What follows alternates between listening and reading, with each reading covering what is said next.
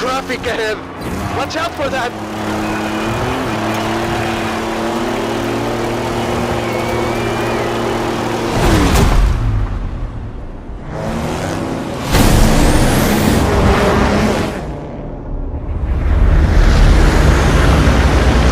Making new friends, eh?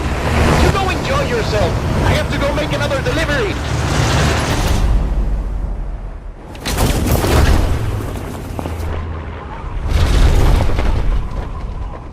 Drop zone approaching! Lovely day for a drive!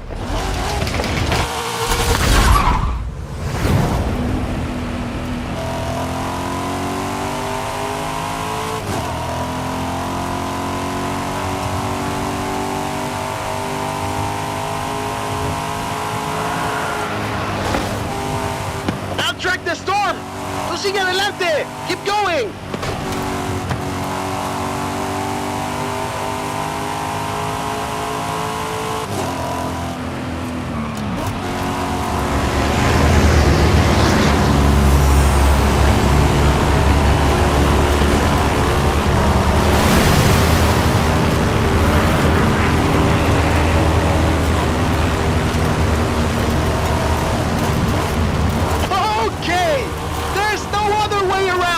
We've got to go through it!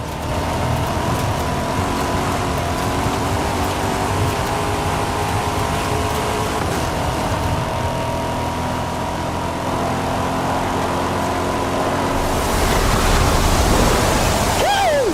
For the eye of the storm!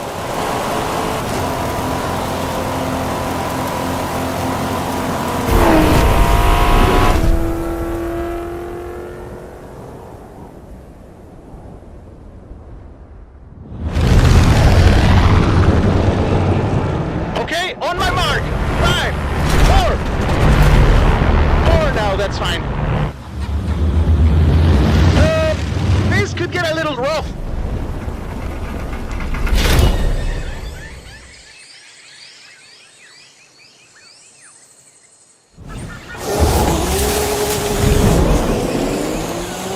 Touchdown!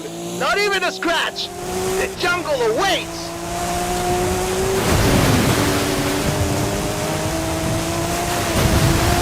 Flamingos!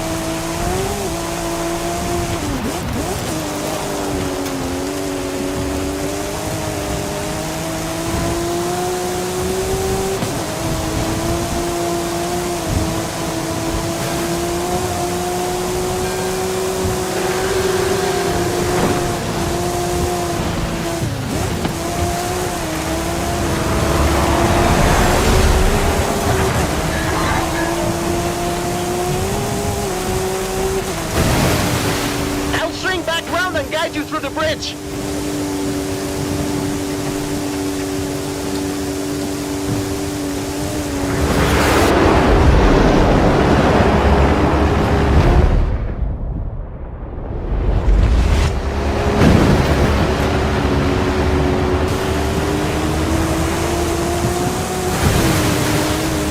¡Qué maravilla! You're not gonna believe your eyes when you see this. Keep going.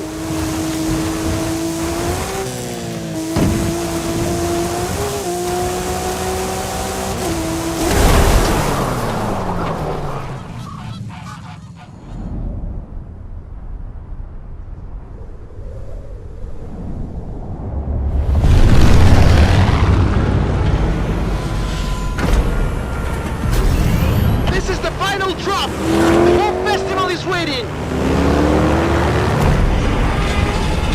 Go, go, go!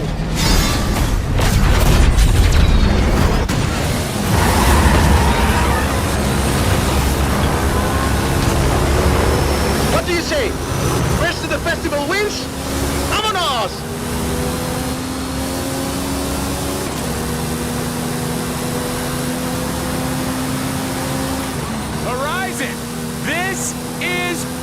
Mexico! We've already had cars falling out of the sky, but all eyes are on the superstar making their way to the festival right now!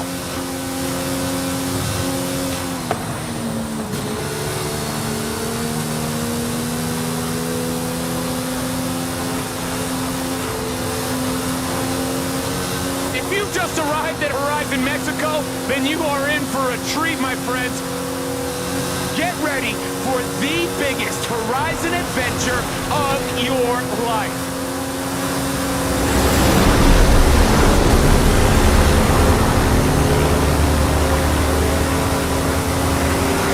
Did you hear that?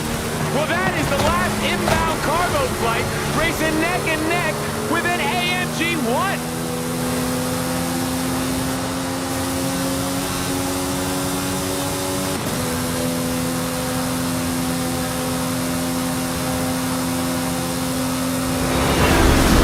Strap yourselves in, Horizon! I've seen this driver before, and trust me, they know how to make an entrance.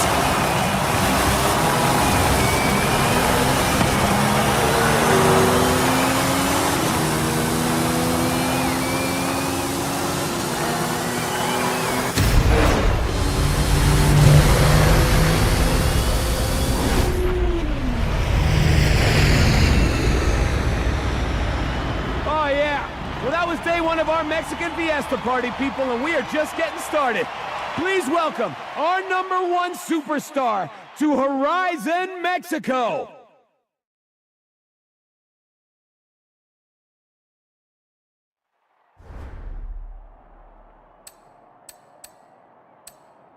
It is a real fiesta, mis amigos.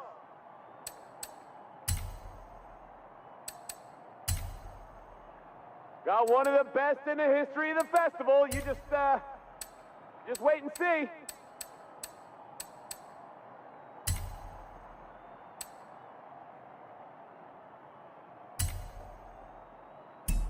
Coming in hot. Any second now.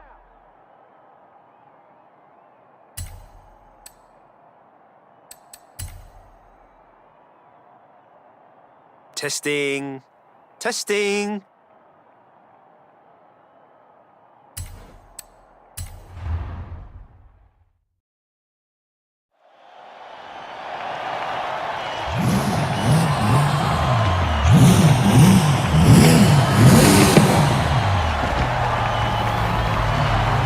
Please give it up for Rambo!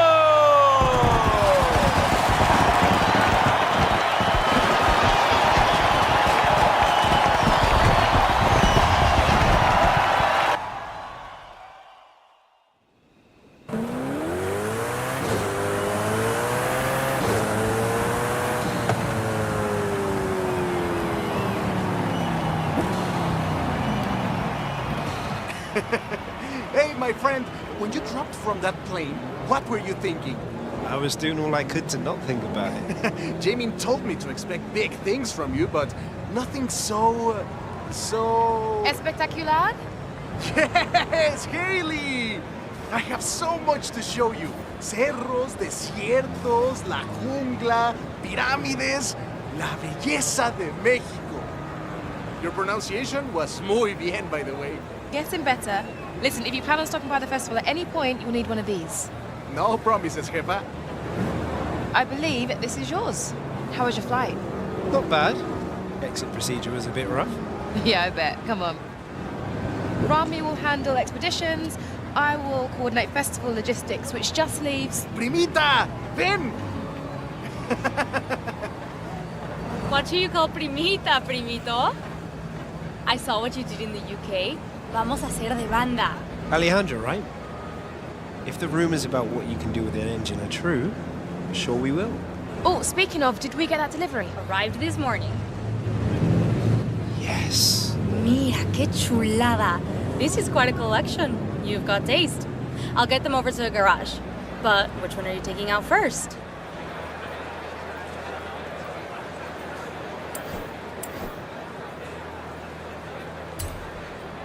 Ah, the A90 Supra. The latest successor to one of the most iconic cars out there. Good choice, especially if you like drifting.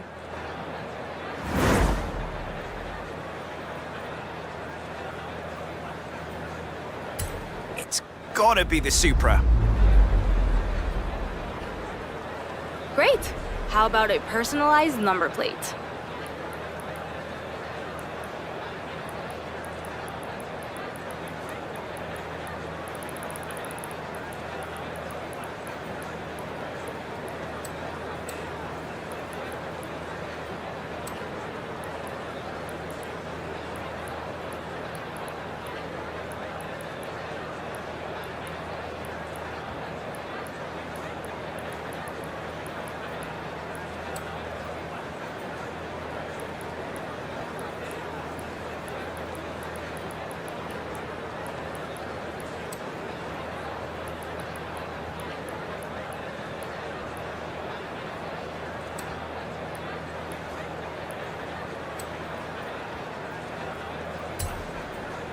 I'll get the rest of your cars to the garage. Gives me a little more time with them.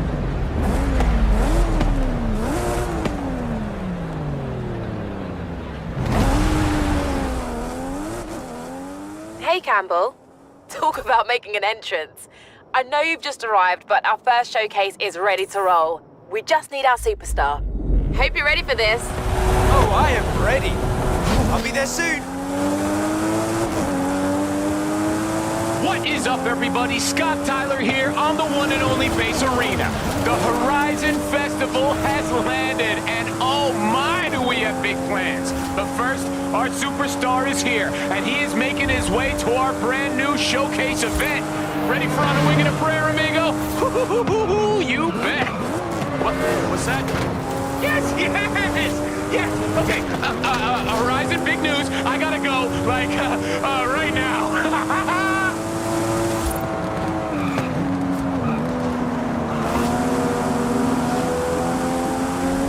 In 400 yards, you will arrive at your destination.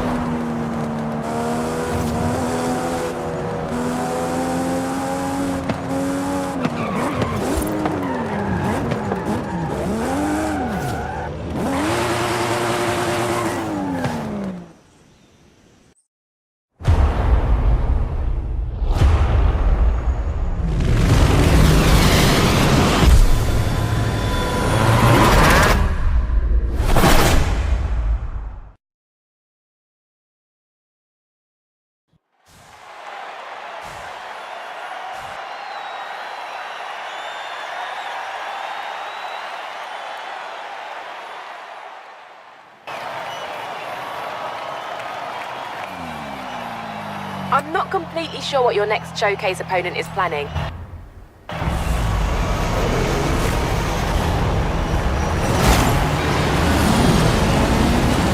This is Scotty Tyler broadcasting to you live from a plane. This time we are throwing everything we have got at this superstar.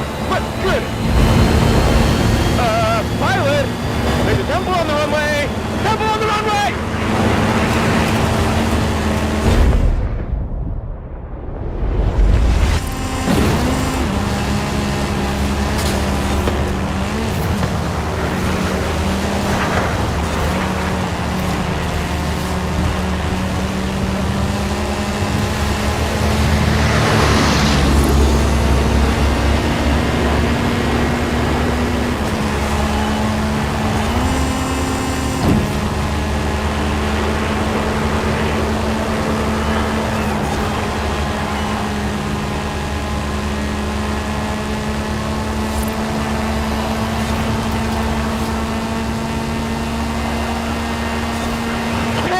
The stadium going wild! Yes!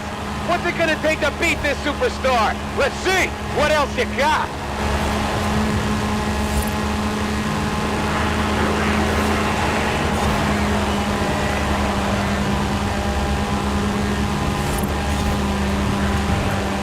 Hey! The cargo doors are opening! You want me to shut this?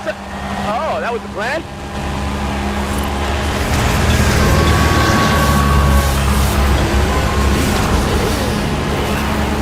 Touchdown! Go Team Motorcycle! Now it's a race, Horizon! Superstar driver versus daredevil biker. Who you got?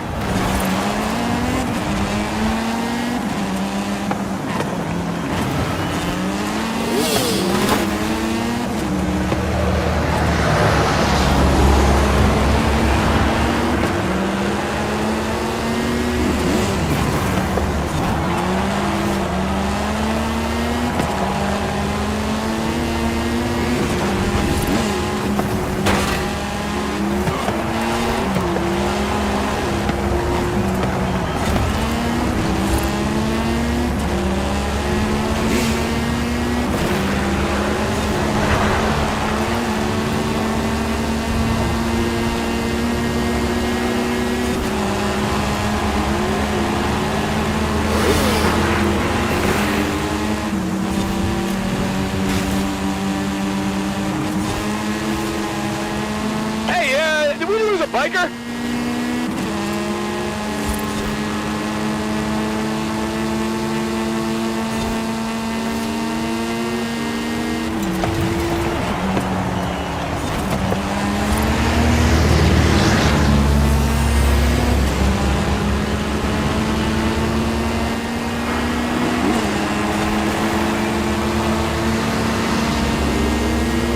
Pilot? What is that?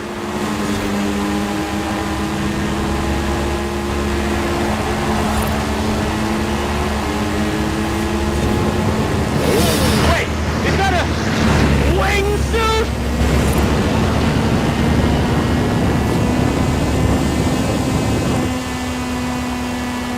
Final straight and this kid is not stopping!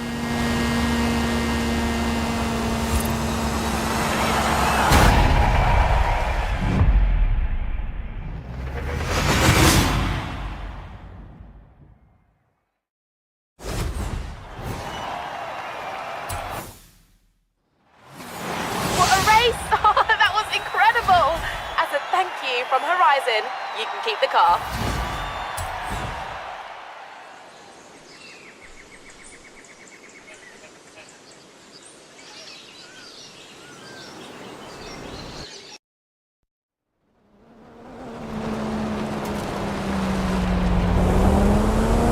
The whole festival is talking about you. If you can meet me down at the festival, we'll talk about what you want to do next. Done. Cheers, Haley. See you soon. Okay, so it was a person in a wingsuit on a motorcycle inside of a cargo plane, right, Horizon? Just making sure I got it right for this text I'm sending to some friends back home. And send. Now, how about some Foo Fighters? You've just earned a skill point. You can use your skill point here to unlock perks. Every car has its own set, offering unique bonuses. Skill points can be spent on any car you own. In 400 yards, turn right.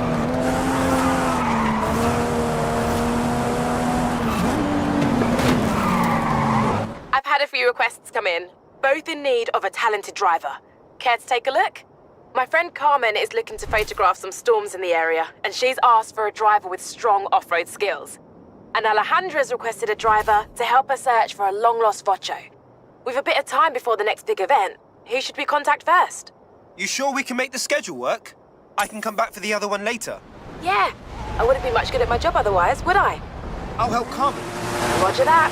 I'll let Alejandra know you can help her later.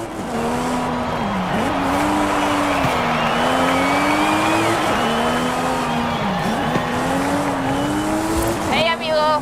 Haley says she found me a driver, one who's not afraid to dive right in. Have you ever chased after a Mexican dust storm before? No, but I get the feeling I'm about to. You have arrived at your destination.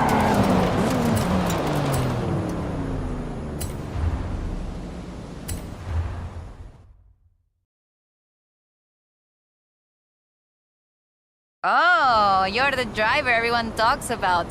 Haley's asked for pictures of all the cars at the festival. It's called Horizon Promo, and obviously, we want action shots, fast ones. I can do fast. Let's go.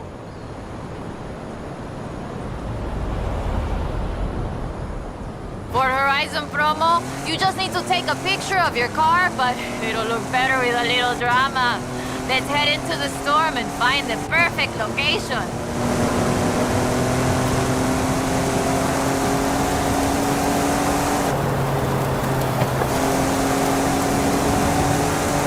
Okay, there's the turnoff. Some people believe mysterious things happen in storms like these. There's even a story of an explorer who got lost in a storm and only found her way out when she found a huge statue near the coast. It's just a legend, of course, but want to see if we can find it? I'll take any excuse to drive this car through the heart of a storm.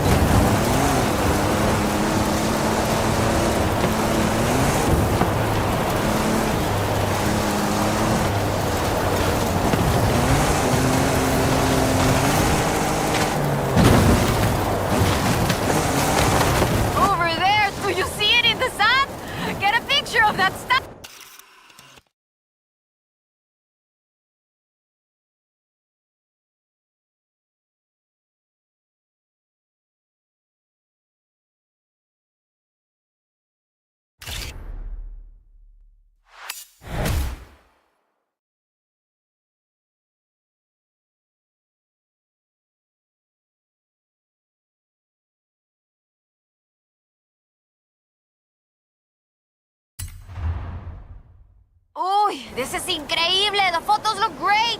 But there aren't supposed to be any statues like that near here. Perhaps it was uncovered by the storm. Yeah, that must be it. Okay, I'll get these photos to Haley. We should go treasure hunting again soon, eh? I'll call you.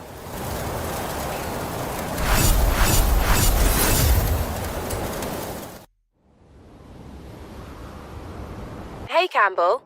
We've kicked off a whole bunch of new events, so it's time for you to get out there and show us what a superstar can do. Everything you do earns you accolades. Think of them as mini challenges that cover races, stunts, exploration, everything. If you earn enough accolades, we'll be able to expand and kick off the next chapter of the Horizon adventure. Or, if you're feeling slightly more impulsive, we could catch a slingshot straight to Hot Wheels Park. What'd you say? Or, if you're looking for something a bit more down to earth, something with grit, glory, and rally driving, then I have just what you want. So, what do you want to do first? I could go for some racing.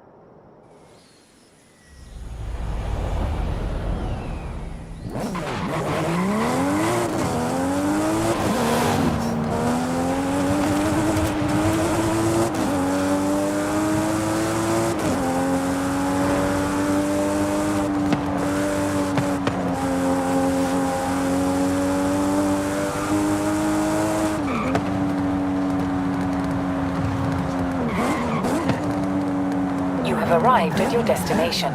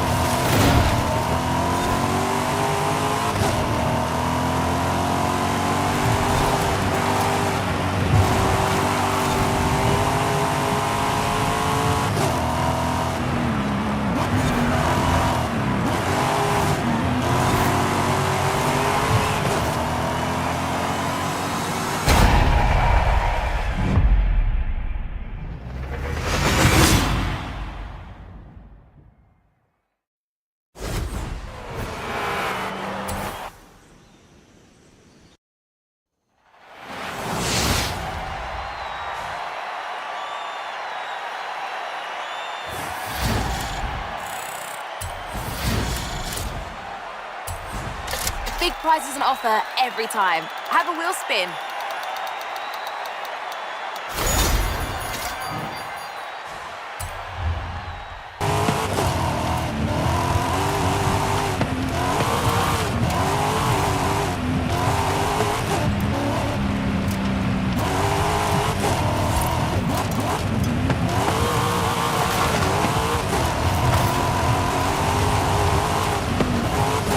In 400 yards, turn left.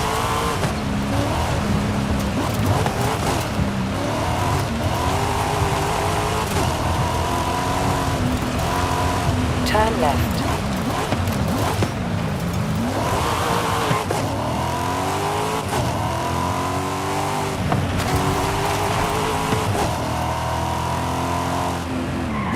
You have arrived at your destination.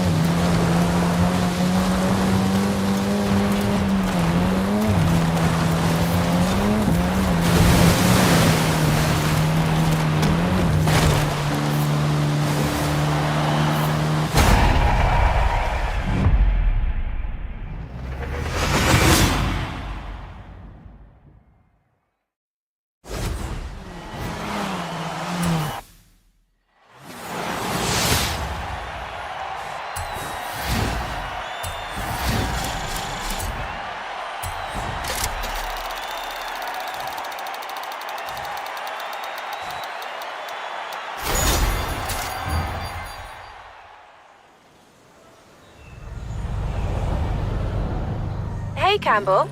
Great work out there. We're just about ready for a Horizon adventure, and we want you on the project. Speak soon.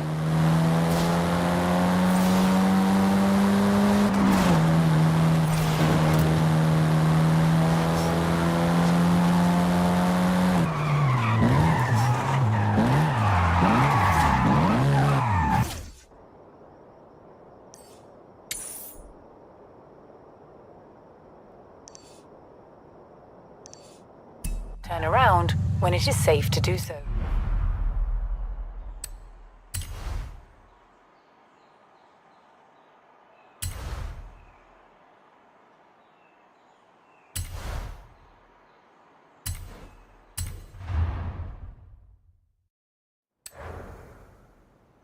Welcome to the auto show. Feel free to browse and let me know if you need anything, yes?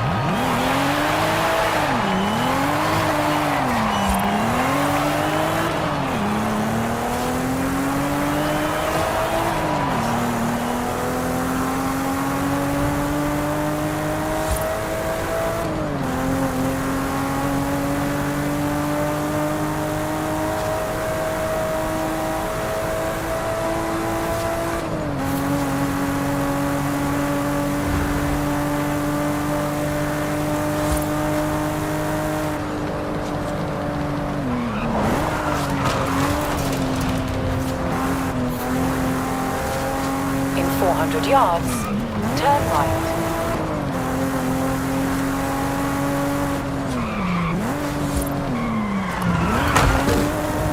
Turn right.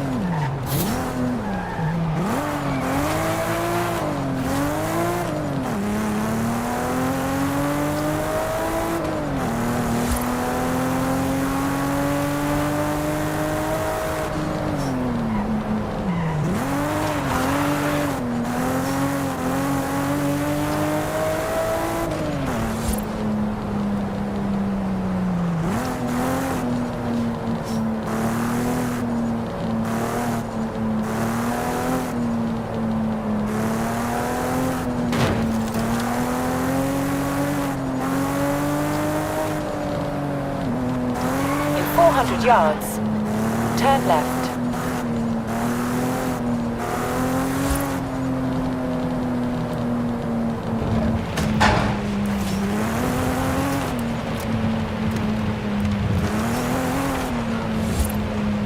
Turn left.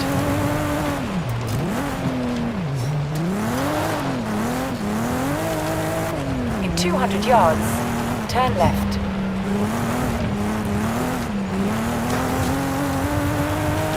Turn left. You have arrived at your destination.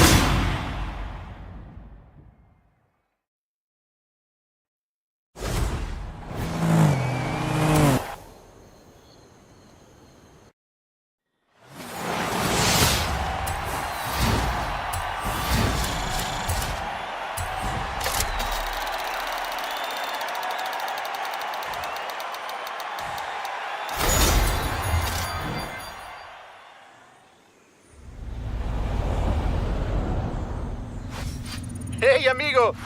Haley called to say we're ready to expand. Meet me in Mulegé.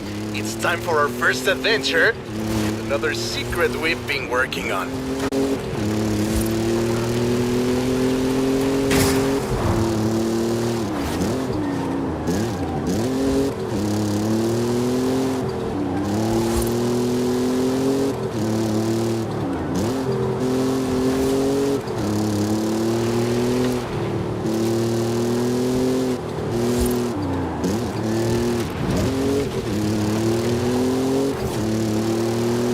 In 400 yards, turn left.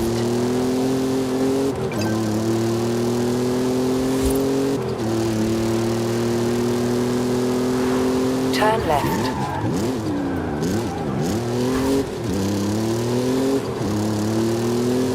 In 200 yards, turn right. Turn right. Oye, amigo! Discovering already, are you? That was an XP board. The Horizon team have hidden them all over Mexico. There's plenty more to be discovered if you're feeling adventurous. There's an expression in Espanol you may have heard. But this is more than just my house is your house, my friend. This is about home and family. Horizon and Mexico are family. Welcome to your new home.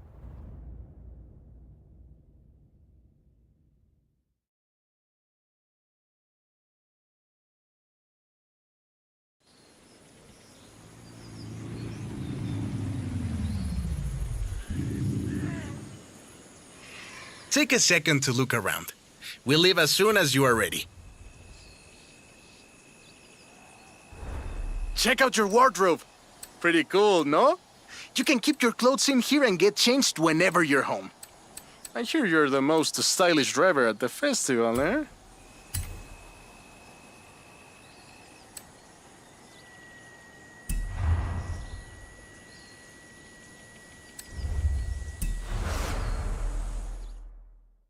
This is it. We're ready for the next stage of the Horizon adventure. Ramiro has marked out potential outposts to expand to and new event types to unlock. The choice is yours. Where shall we go first?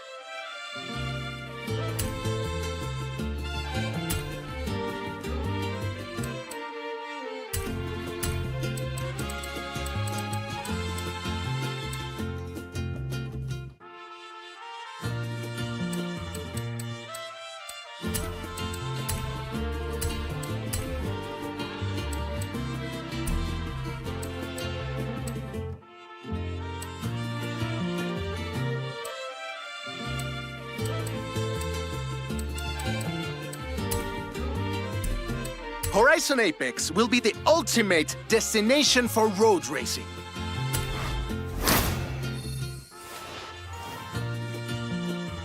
Well, we're cleared for takeoff.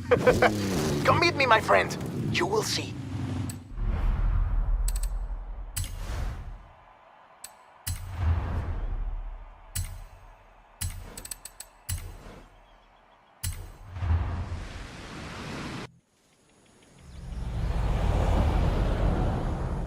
In 200 yards, turn right.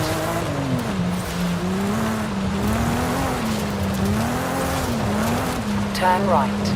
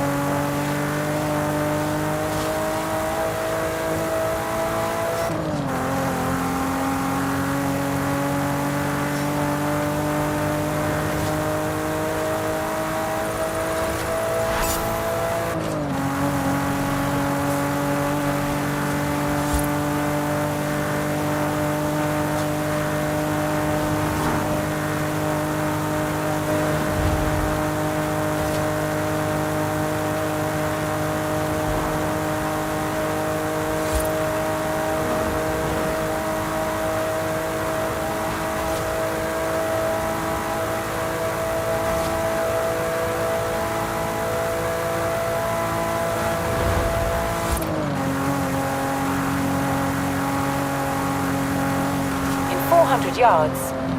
Turn left.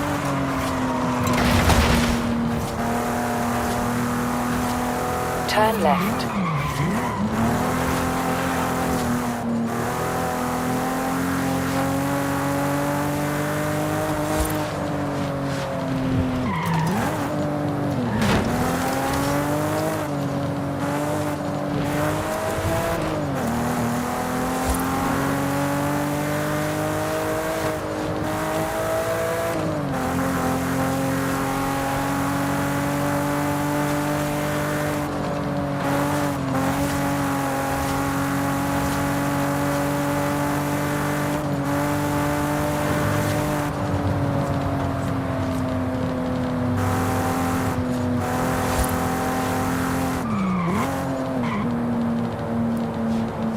You have arrived at your destination.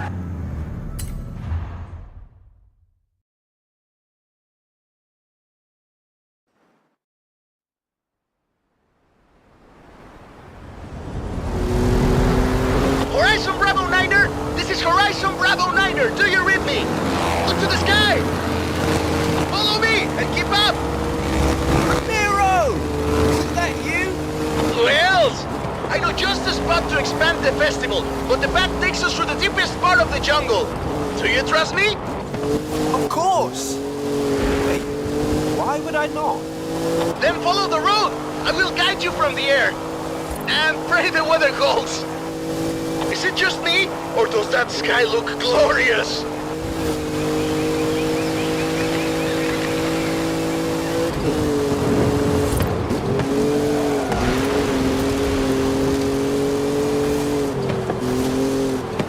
Welcome to Teotihuacan! We are slightly too late for this festival, I'm afraid. The name means place of the roads of the gods.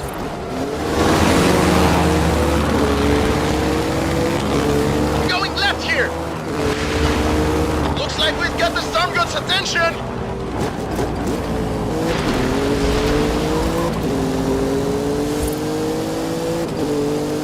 Rami, are you sure we should be heading into this storm? A bit of rain is nothing to fear, my friend. The Maya know that too well. It is said that Jack straight's lining at the clouds and rain will fall. And you're doing okay up there? Don't worry! I am still in complete control! Actually, I am not in complete control! You know what? Let's not fly directly into that storm. Horizon Bravo Niner, I'm putting down in the jungle!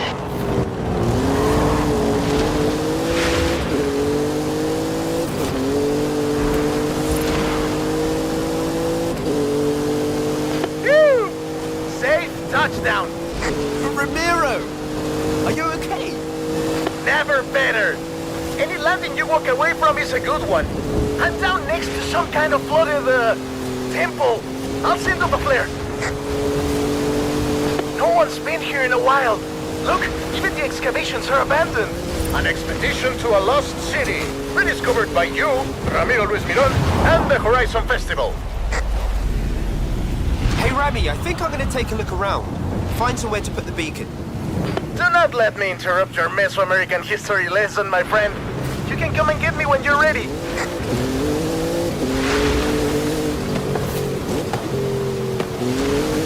The festival comes and goes every year. This has been here for thousands of years. I think I found just the place for that radio beacon.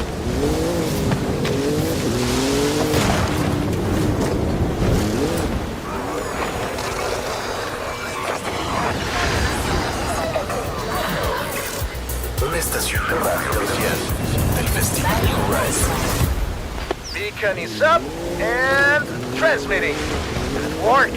Now at least someone knows where we are.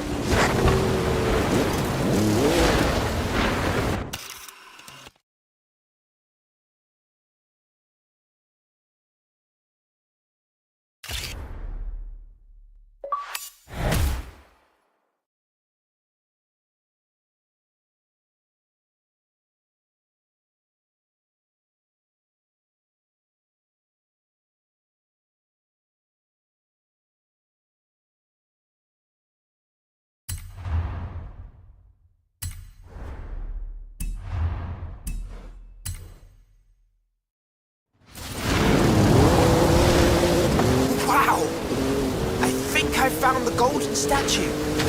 Let me just get a picture of this.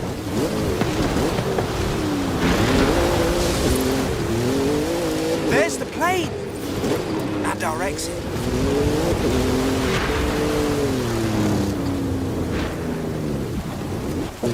Ah, there you are. Right.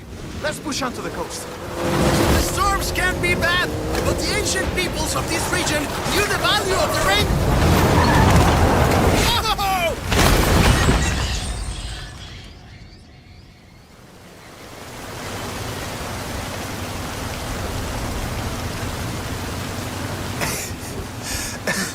Are you alright? I am fine. I don't plan on being discovered here by the next archaeological expedition, do you, my friend? No. This place is definitely nicer without us in it. Let's get moving! Some of the roads might be blocked.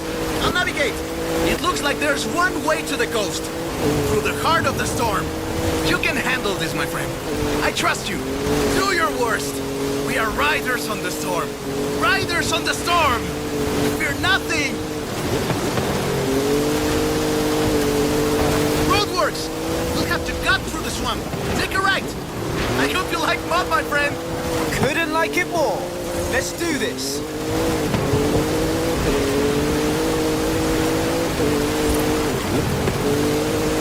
Hold on!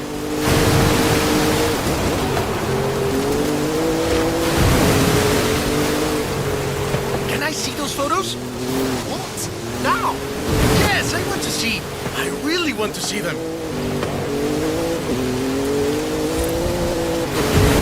Okay, that one was very close. Go faster, please.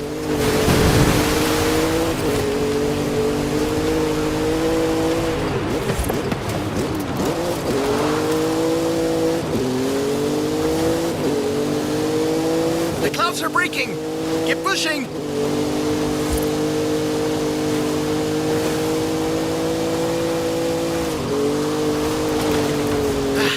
We're through the worst of it now. Tulum is just around the corner. Welcome to beautiful Tulum. We made it. No thanks to the weather. You're right. But these beaches look beautiful now.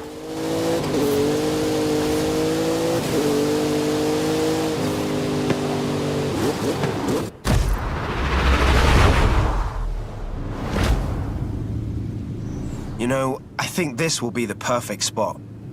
I think you're right, my friend.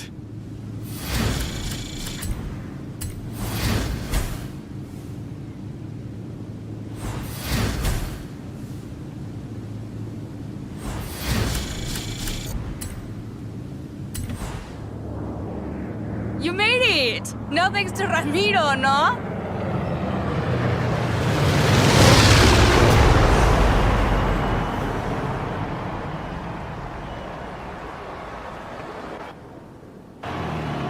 Welcome to Horizon Apex. Ready for my road racing program?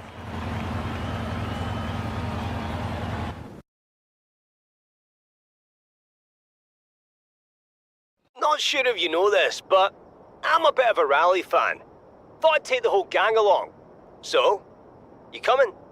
Here are the events I've set up so far. This is what I've been waiting for, my friend. Now I get to see what you can really do.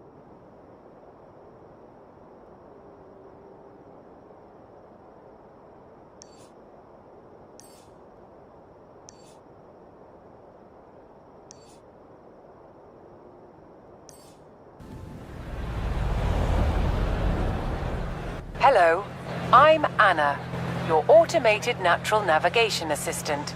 I can help you explore Mexico and find fun things to do. I've been upgraded with the new Forza Link module. Forza Link tracks the status of you and the people you meet online and suggests ways for you to link up and play together.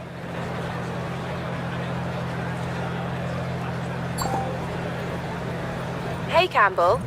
Hearing your name a lot lately. Whatever you've been doing, keep at it. We've got big plans ahead. All right, my friend. The time has come. Choose wisely. Do you want to ride in high car or low car?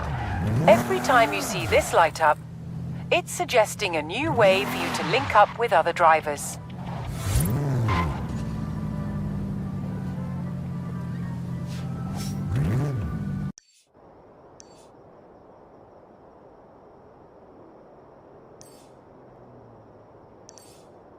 Oye, amigo! The Universidad is sending a technician to do some research at our festival outposts. And he needs a driver. Be nice to him. He's my baby cousin Juan. Hola, my name is Juan Maria Garcias.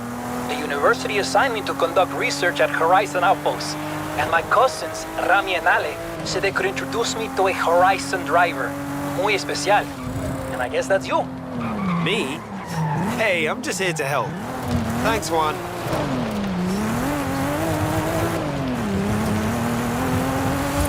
In 200 yards, turn right.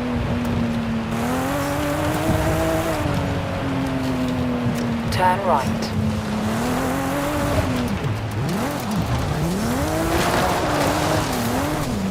In 400 yards, turn left.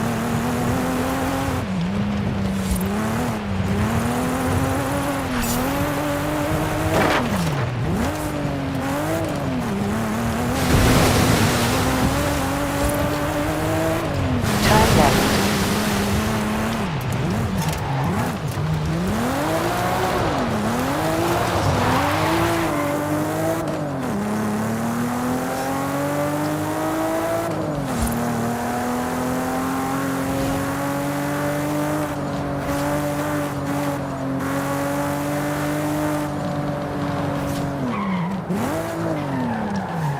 You have arrived at your destination.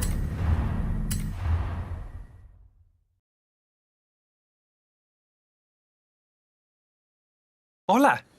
I think I should show you around the East Coast region first. Alejandra says a real racer studies the track beforehand. Good advice.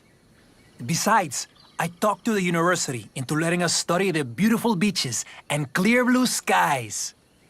These calls for power and style.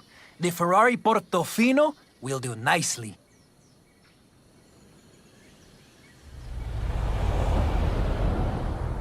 Route is set. Telemetry recording. And Alejandra is probably watching the video feed, so... She could have picked somewhere nicer than a swamp. Discúlpame, my friend. I think you mean beautiful coastal wetland ecosystem.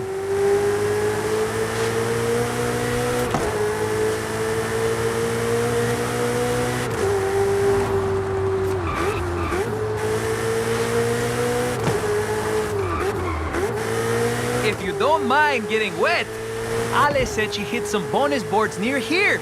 You might want to check back later. Thanks for the tip. Ay, ay, ay, ay.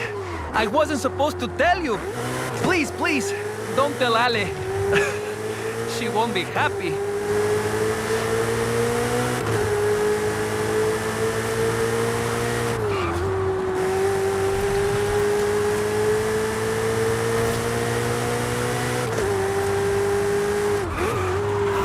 Welcome to Tulum. The archaeologists at the university will be glad we came to visit. Sorry we couldn't stay longer.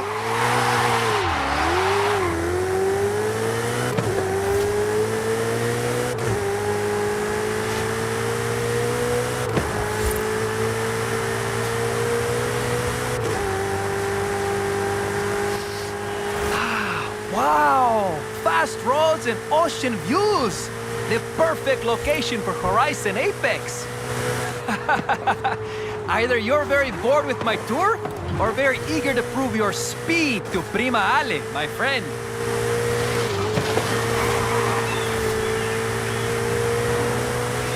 This is Playa Azul.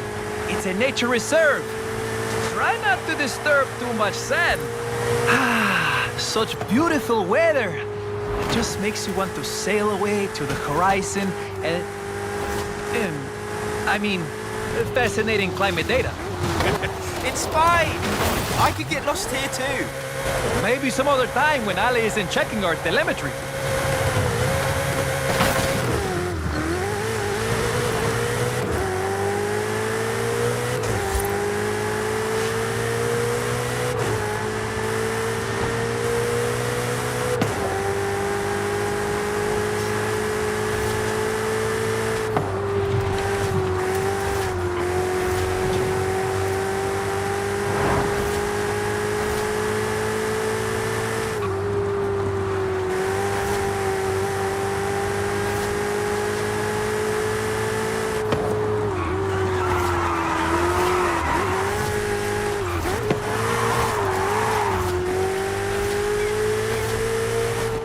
Excelente. That's the East Coast. Very important if you want to compete at Horizon Apex.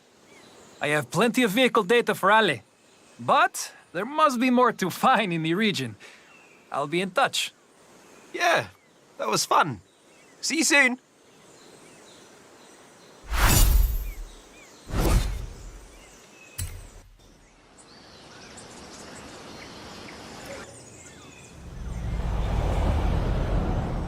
Hey, mi amigo! I've spoken with the Department of Ecology at the university. Come and meet me when you're ready. Ecology? I'm on my way.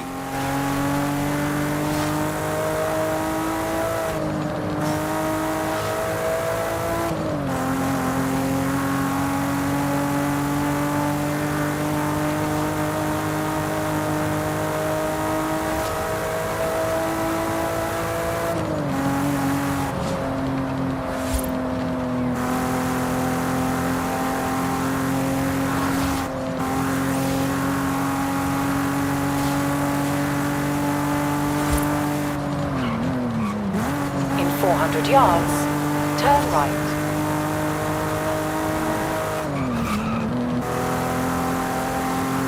Turn right.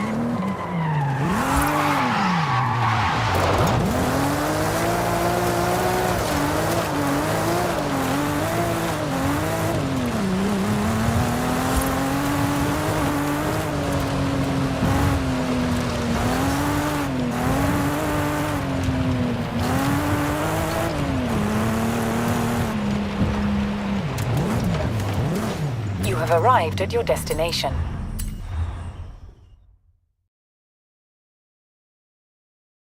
The research team saw what we did before. Good news! We have permission to conduct a special survey around Playa Azul. This M Sport Fiesta is our special survey vehicle. Very scientific, no? What do you need me to do?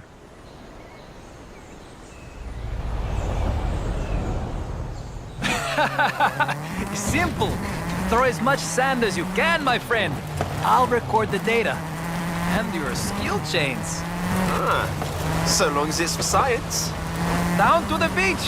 I think you'll find plenty of sand there. And skills, of course. I think the university would like to know the effect of a speeding car on those beach loungers.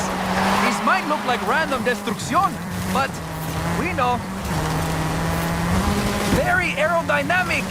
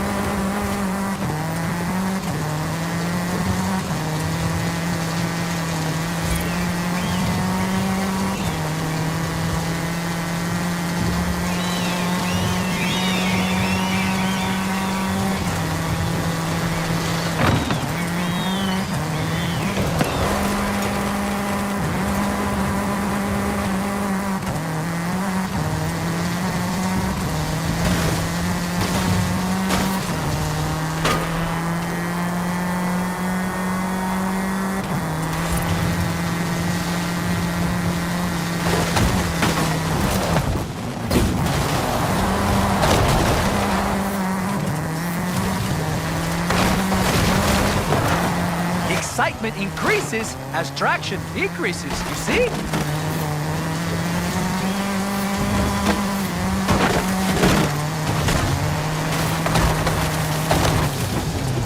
We should study your driving more often.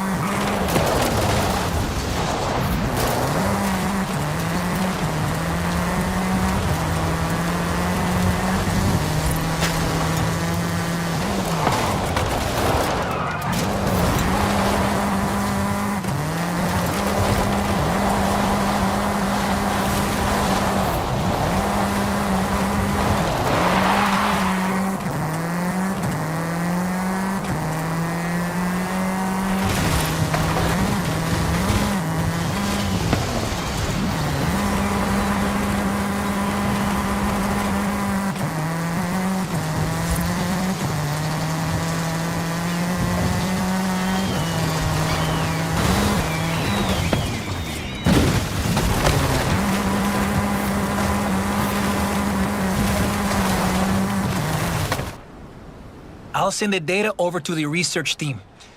It looks like we got everything we needed. Now that was style. Thanks to you, the university will be able to make Playa Azul fun for locals, racers, and turistas in the future.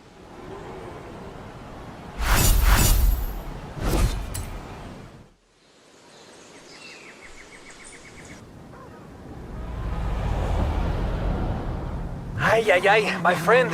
Prima Ale called. I need you down here, quickly. Is everything okay? Yes. And no, rápido, por favor. In 400 yards, turn sharp left.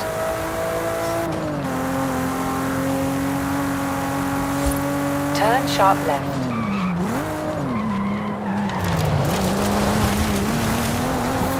Turn right.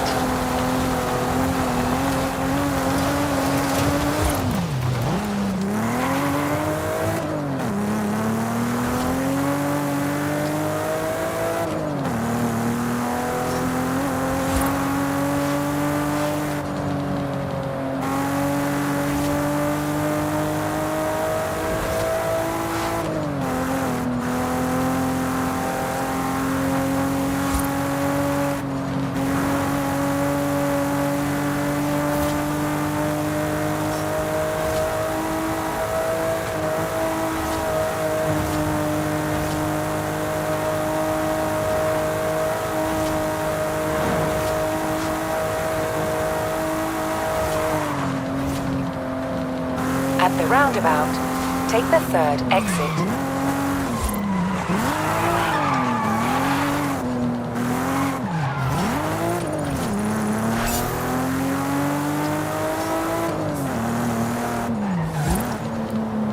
You have arrived at your destination.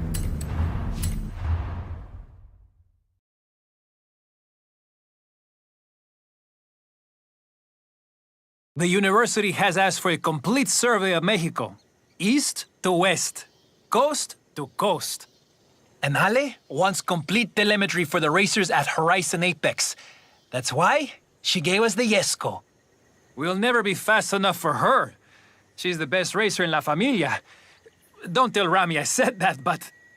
Calm down, Juan. We can do this.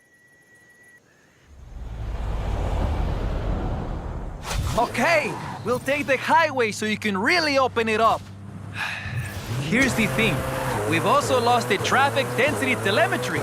So, would you mind helping out? You get as close as you can, and I'll record the numbers. On it. Let's go. Vamos! If any machine can do it, this one can. This is fast! Very, very fast! Lo siento, we're doing sight! Never mind, they're gone.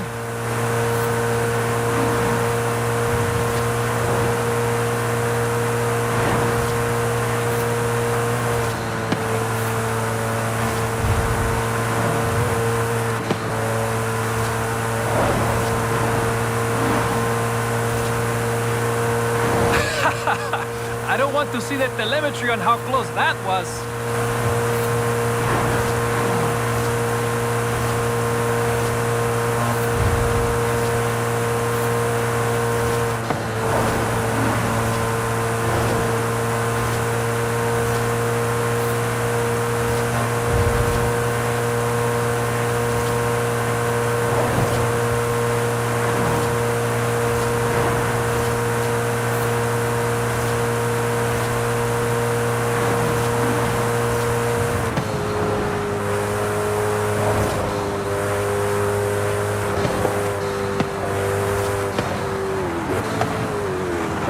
Turn around when it is safe.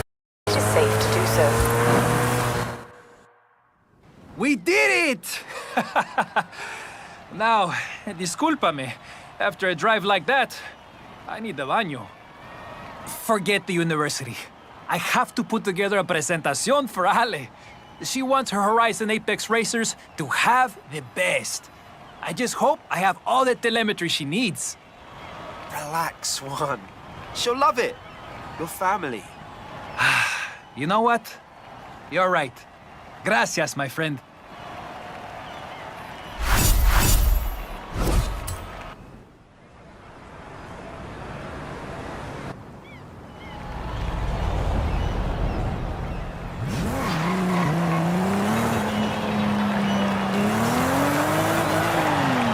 Campbell.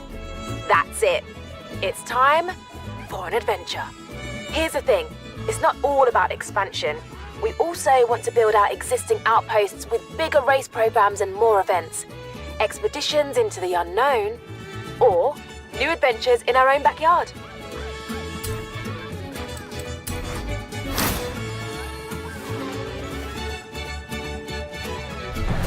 I'll tell her you're available. Honestly, she won't say it, but I know this is important to her. Turn right. In 400 yards, turn left.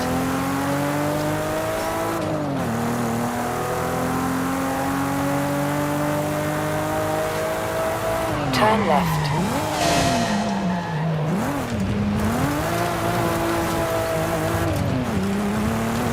In 400 yards, turn right.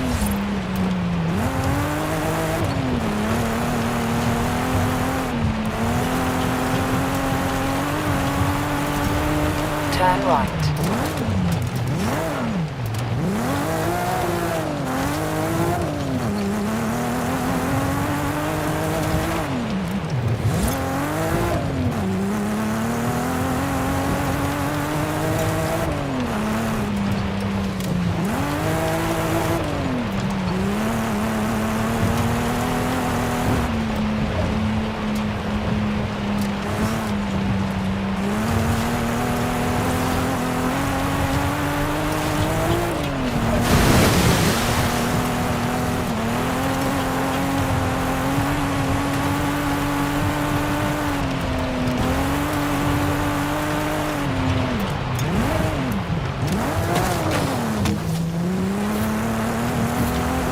In 400 yards, turn right.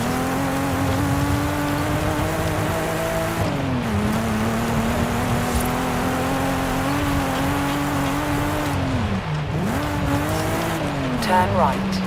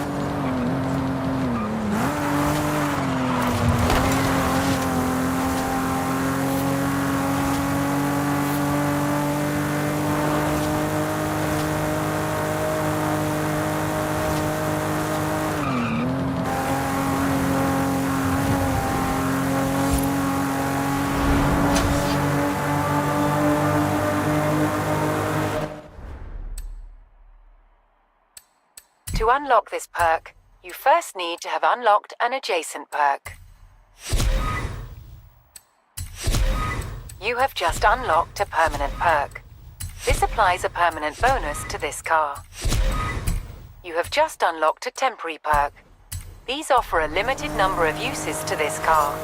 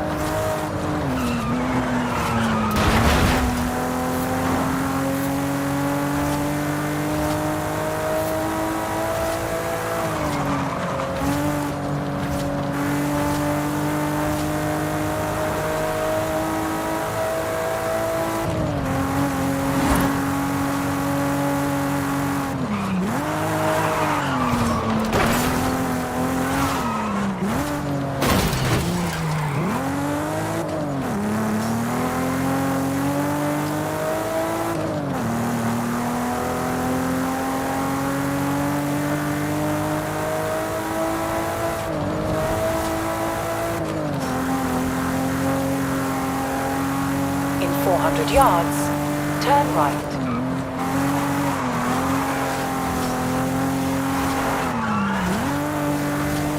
Turn right.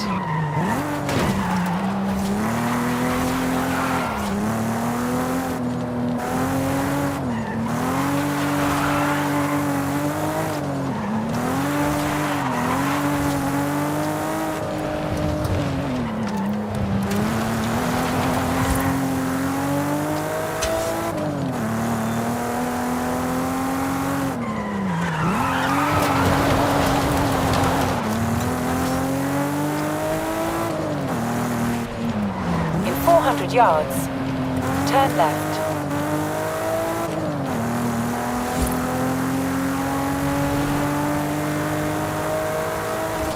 Turn left.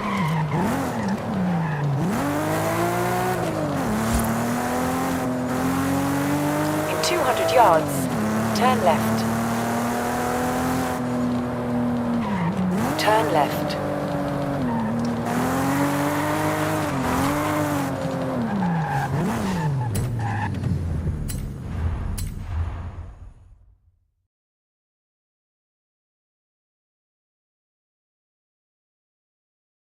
Hey, Ale.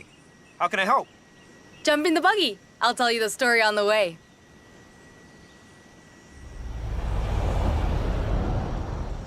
Ramiro was looking through old things at his padre's home last week, and he found this photo. He gave it to me, said I might enjoy it, but I don't think he realized what it was. My friend, what would you say are the two most important things in Mexican culture? Family and food? Family and art? Family and music? Close. Familia and the Volkswagen Beetle. Bocho is the Mexican nickname. My bisabuelo Fernando was the first Torres to own one. And thanks to that photo, I think I know where it is. Seriously? Let's go find it.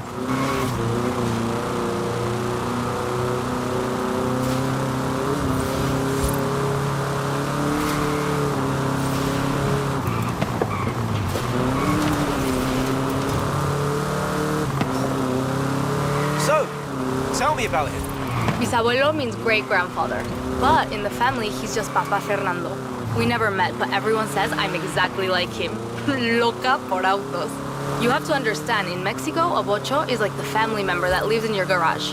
Papa Fernando loved that car to death.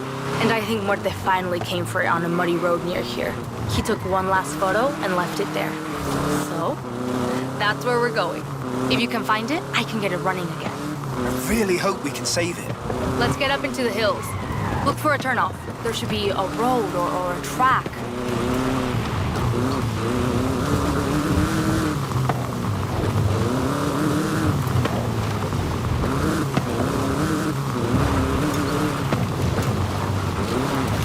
Aquí! Just like in la foto. Look around. This is definitely the place. But, no sé, why would Papa Fernando bring the bocho up here? The storms can get tremendas.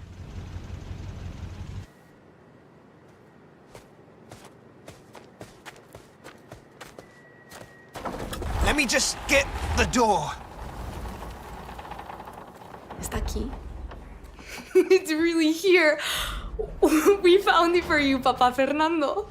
But look at it. I've never seen a beetle like that.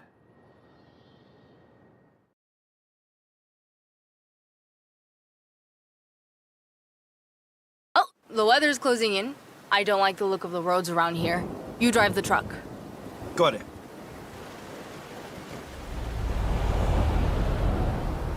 I'll have to put in a new batería, plenty of oil, llantas, lo eléctrico. Oh, this is gonna be hard, even for me. It's a beetle. Bet it starts first go. You know, I wouldn't be surprised.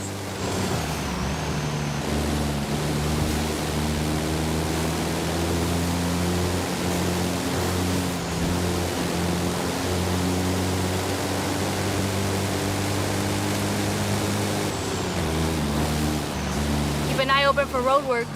The roads look open just now. Maybe we'll be lucky.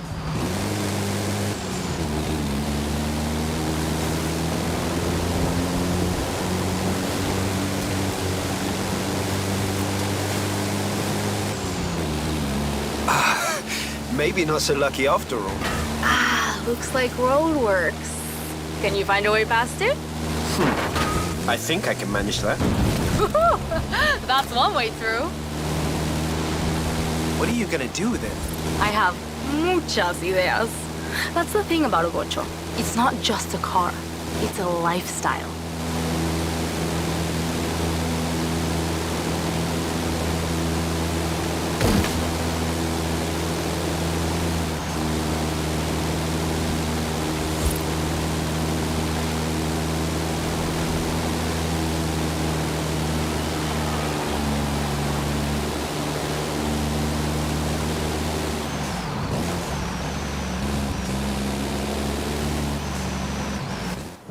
Park the truck here. I'll take care of the rest.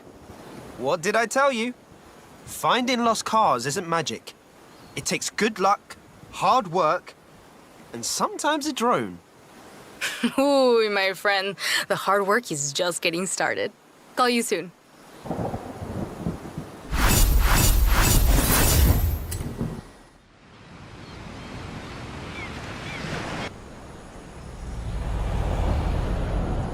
Hey, Campbell.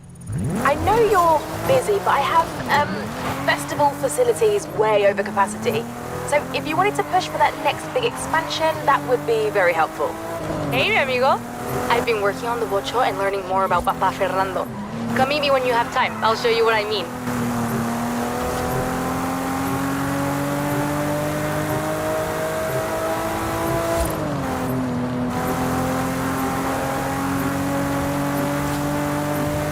In 400 yards, turn left.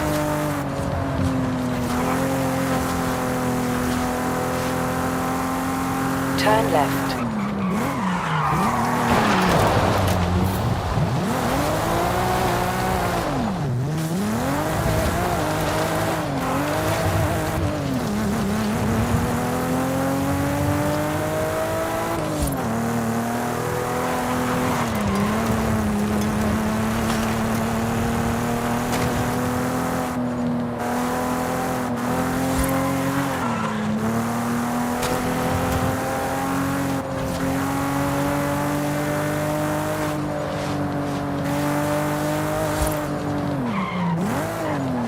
You have arrived at your destination.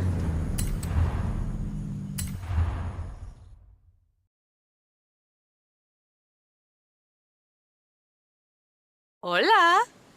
What do you think? Ah, very nice. Where's the vocho? Oh, I'm taking my time with it. Don't worry, superstar. Sometimes sock tampoco está tan mal.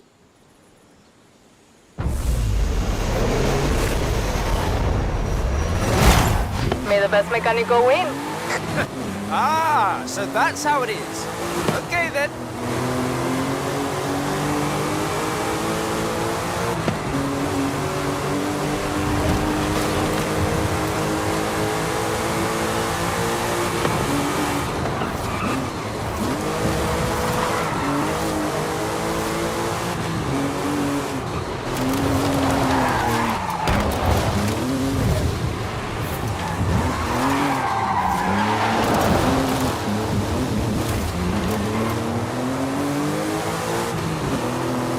There is a shorter route. Go straight ahead.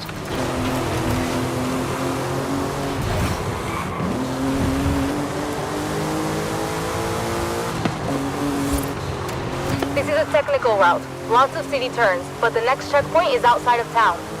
You're not making this easy. Good.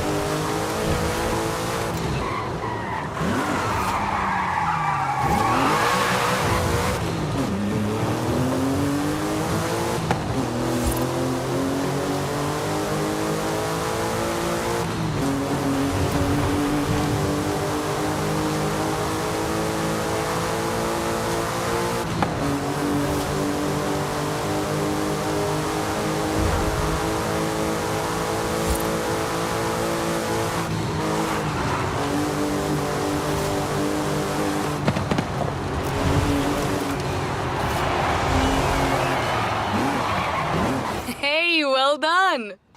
I'll let you get back to the garage. Call me.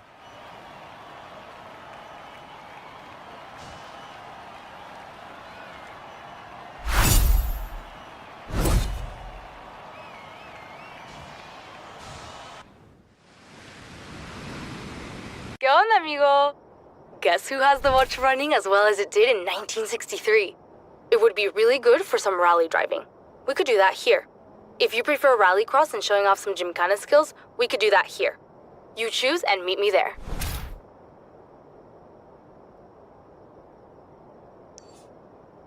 I want to see how the Ocho handles gymkhana. ¿Y tú? On my way.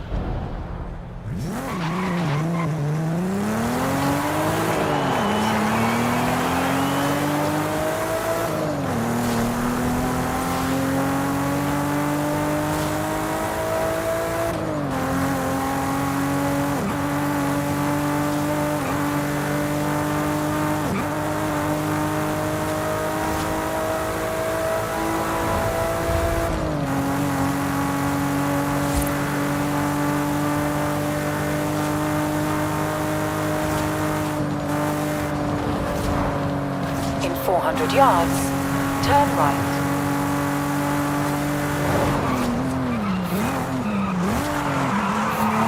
Turn right.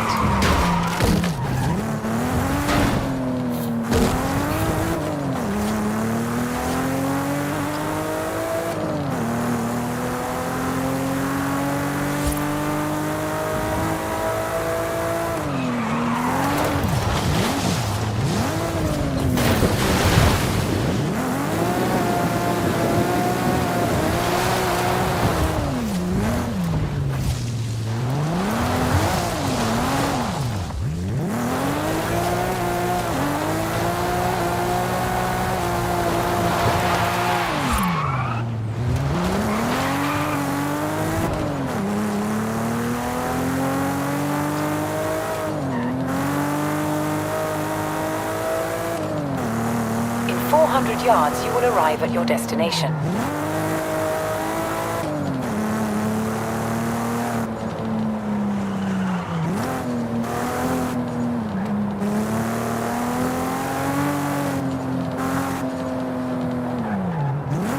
You have arrived at your destination.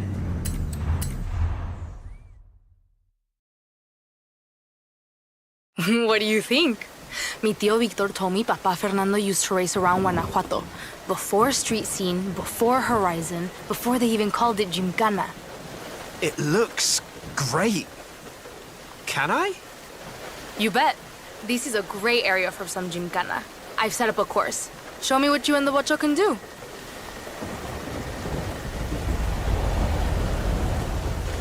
Right, ándale. I've started the timer. Let's do this.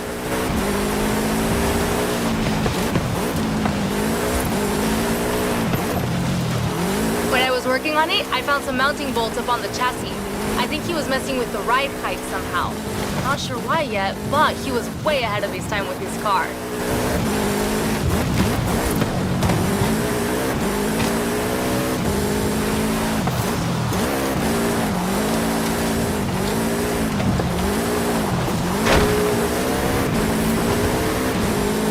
La rampa ahead!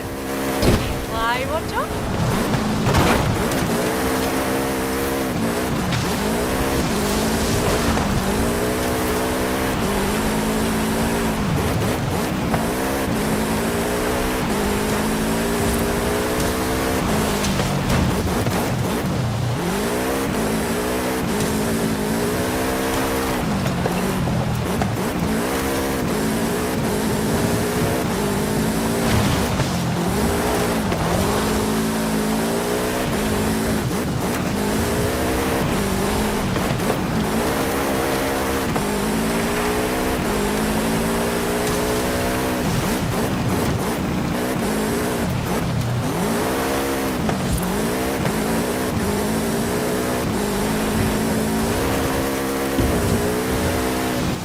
Fantastic driving. Feel free to, stop. I really wonder what he was trying to do with his car. I'll get it back up on the lift and have another look. Seems like this car really does run in the family. You have no idea.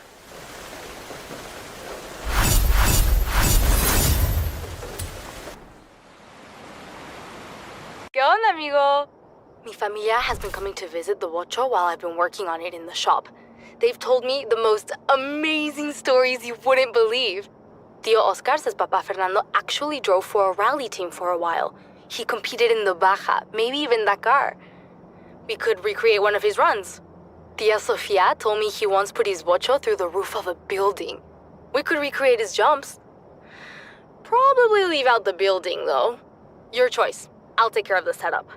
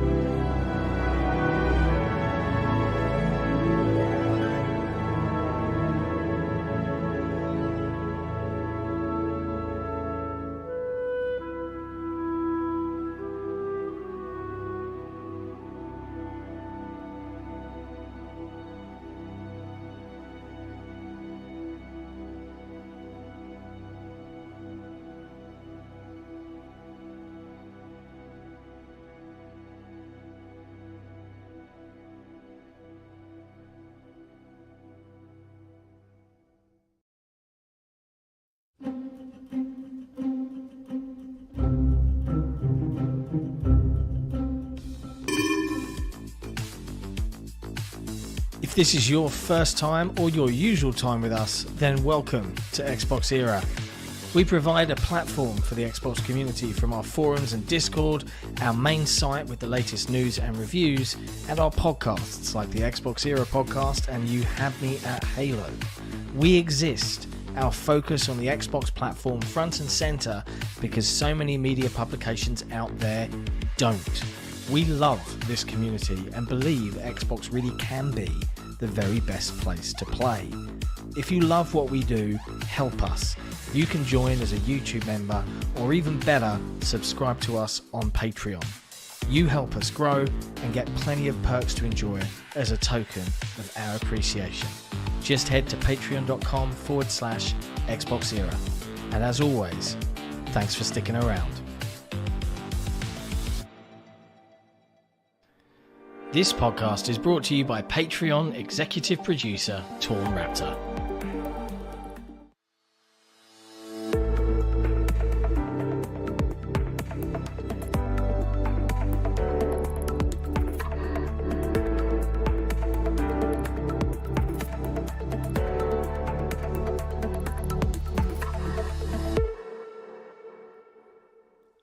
Hello, friends, and welcome to episode 166 of the Xbox Era podcast. I'm Sika Mechanico, back from another weekend off for holiday things, but we're here and there's lots to talk about. We've got a unique show, I think, for you today, very packed.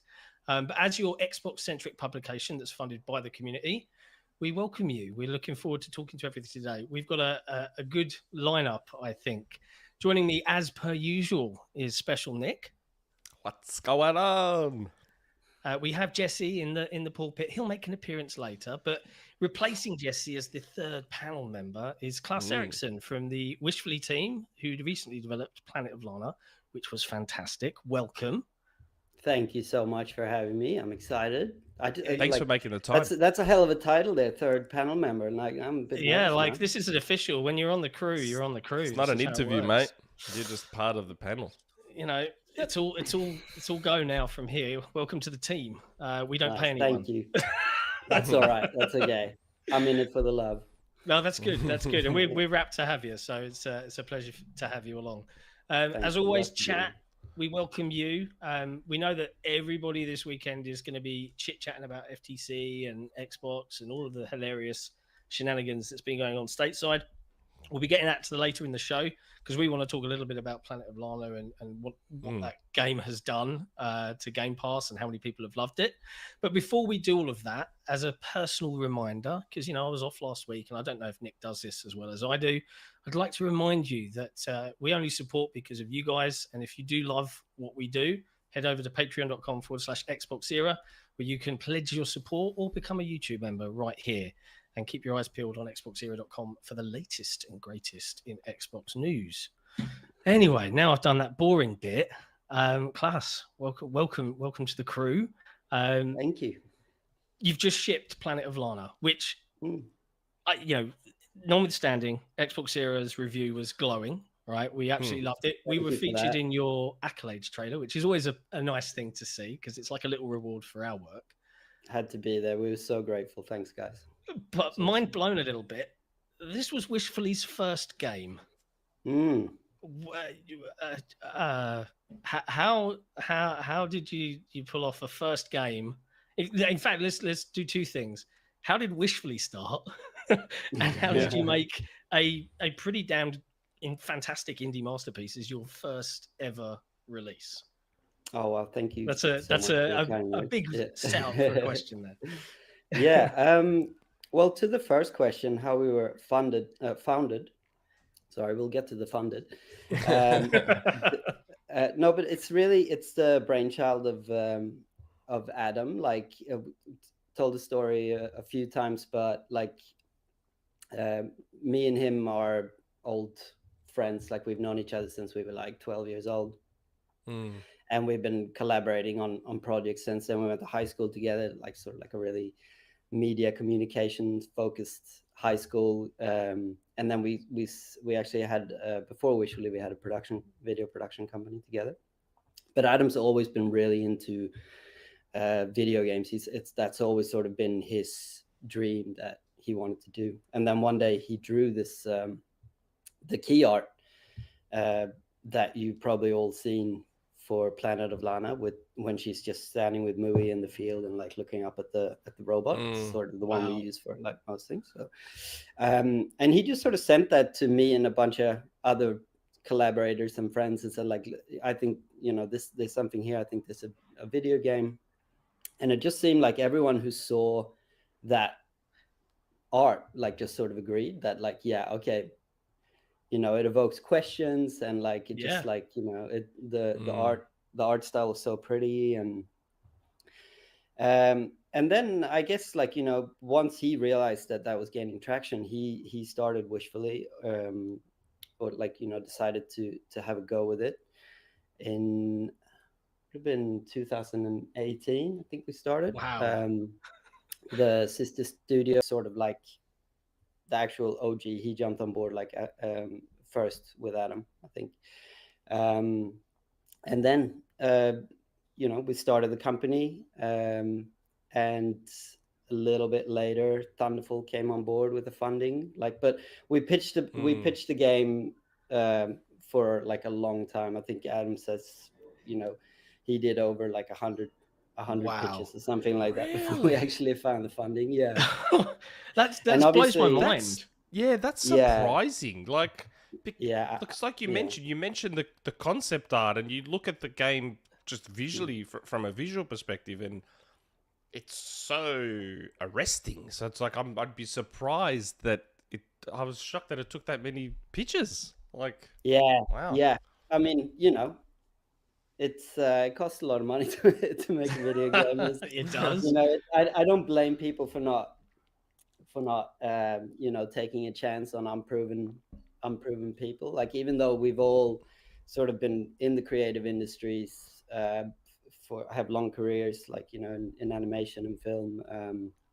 Like I said, as far as the founders, it was our first video game, and none of us are like developers or anything like that. So you know, I guess it makes sense in a sense, but but everyone just sort of like, it really was that lead, the key art that sold it to everybody.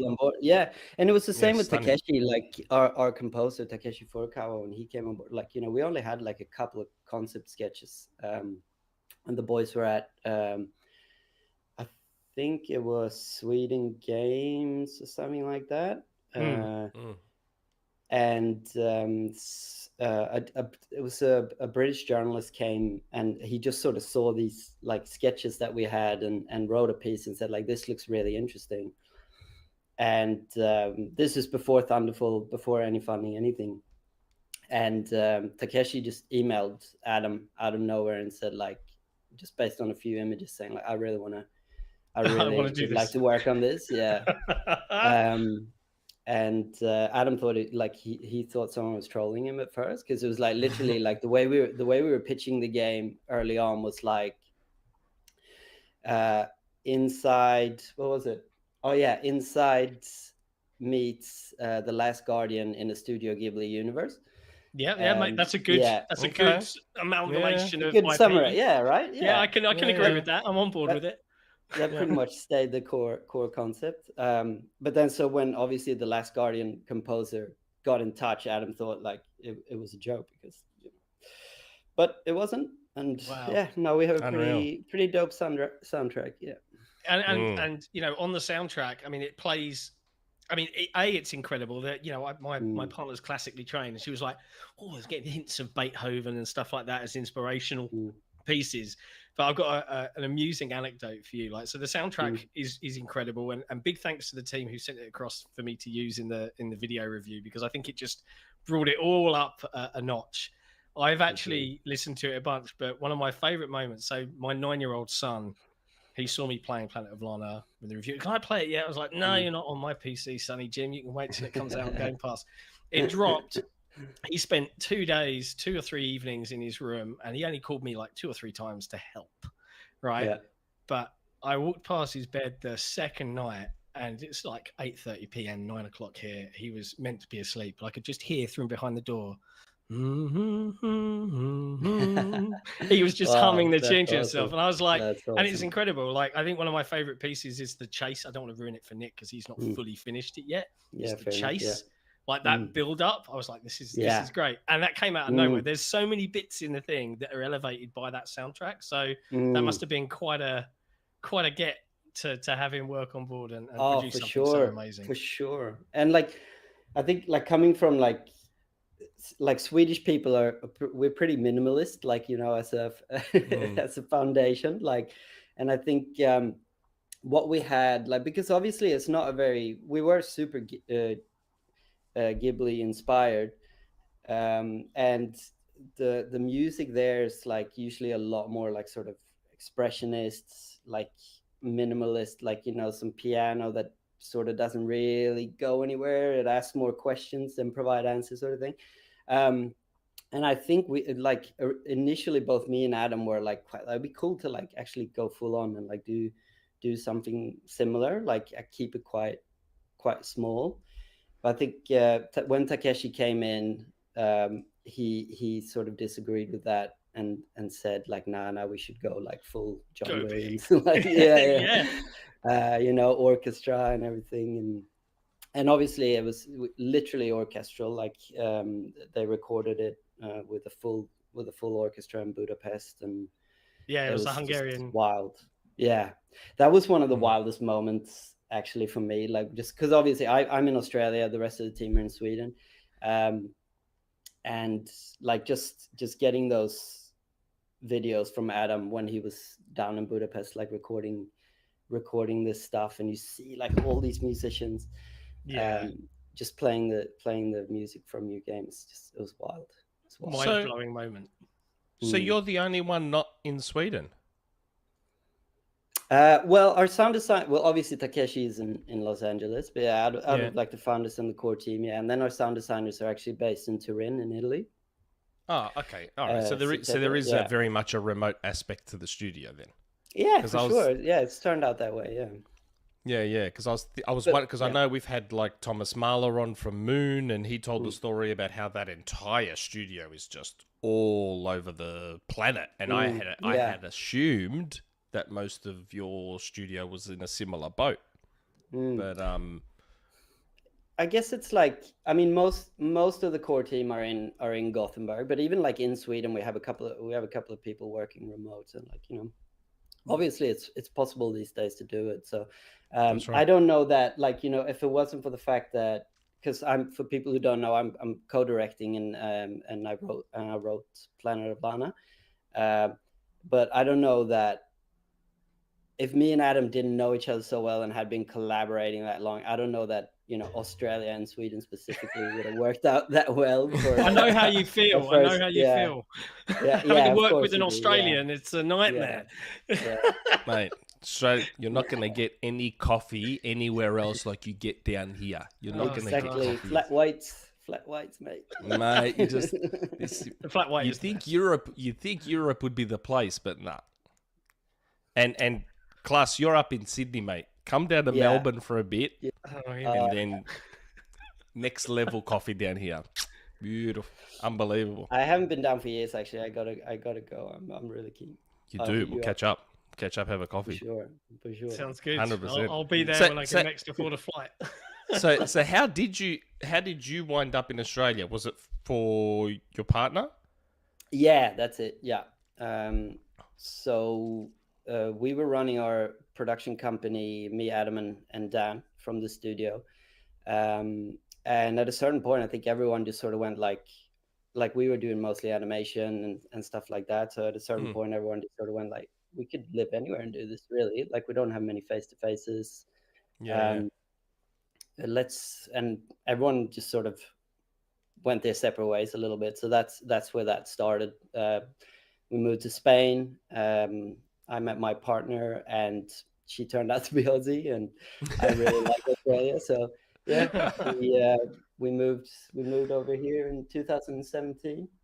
In fact, the first email I have from Adam about the game, like saying like, I'm gonna really do this, do you want to tag along, was pretty much like the day after I arrived in Australia. So up until like Gamescom last European summer that I hadn't seen Adam in the flesh or anyone else from the team at all for the whole production period. So wow. Yeah. And you obviously had to develop a lot of this game. You know, you mentioned it, production really started 2018. We all remember 2020 to 21 was a pretty rough time for the entire planet. Did that impact development to any large degree? You know, the team all having to suddenly go fully remote and do everything in that way. What was the... Because, you guys have been working on this 2018 to now. That's a good solid 5 years. The polish shows. But, and that, I think that's what surprised so many people in an industry where we have seen so many games delayed, released buggy, COVID is often used as an excuse. And yet you guys somehow rode that storm, produced a beautiful product that, certainly from my perspective, I played it on PC. I have played it again on Xbox and 100% is there, apart from the flawless achievement. We'll get to that.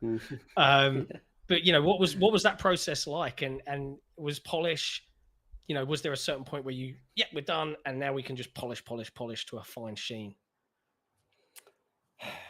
This is so interesting because obviously, again, first game, and I think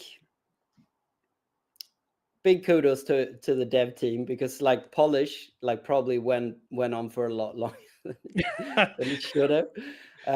We talked to our sound designer who's just usually Reaper lock is a month before release.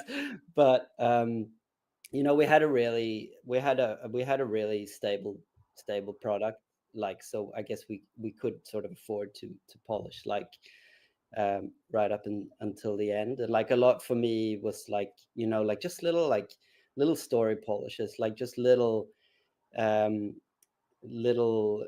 timing things of you get really nitty gritty of I can imagine having those little interactions with Mui when she sort of gets on the log and giggles and a lot of that stuff came in quite late.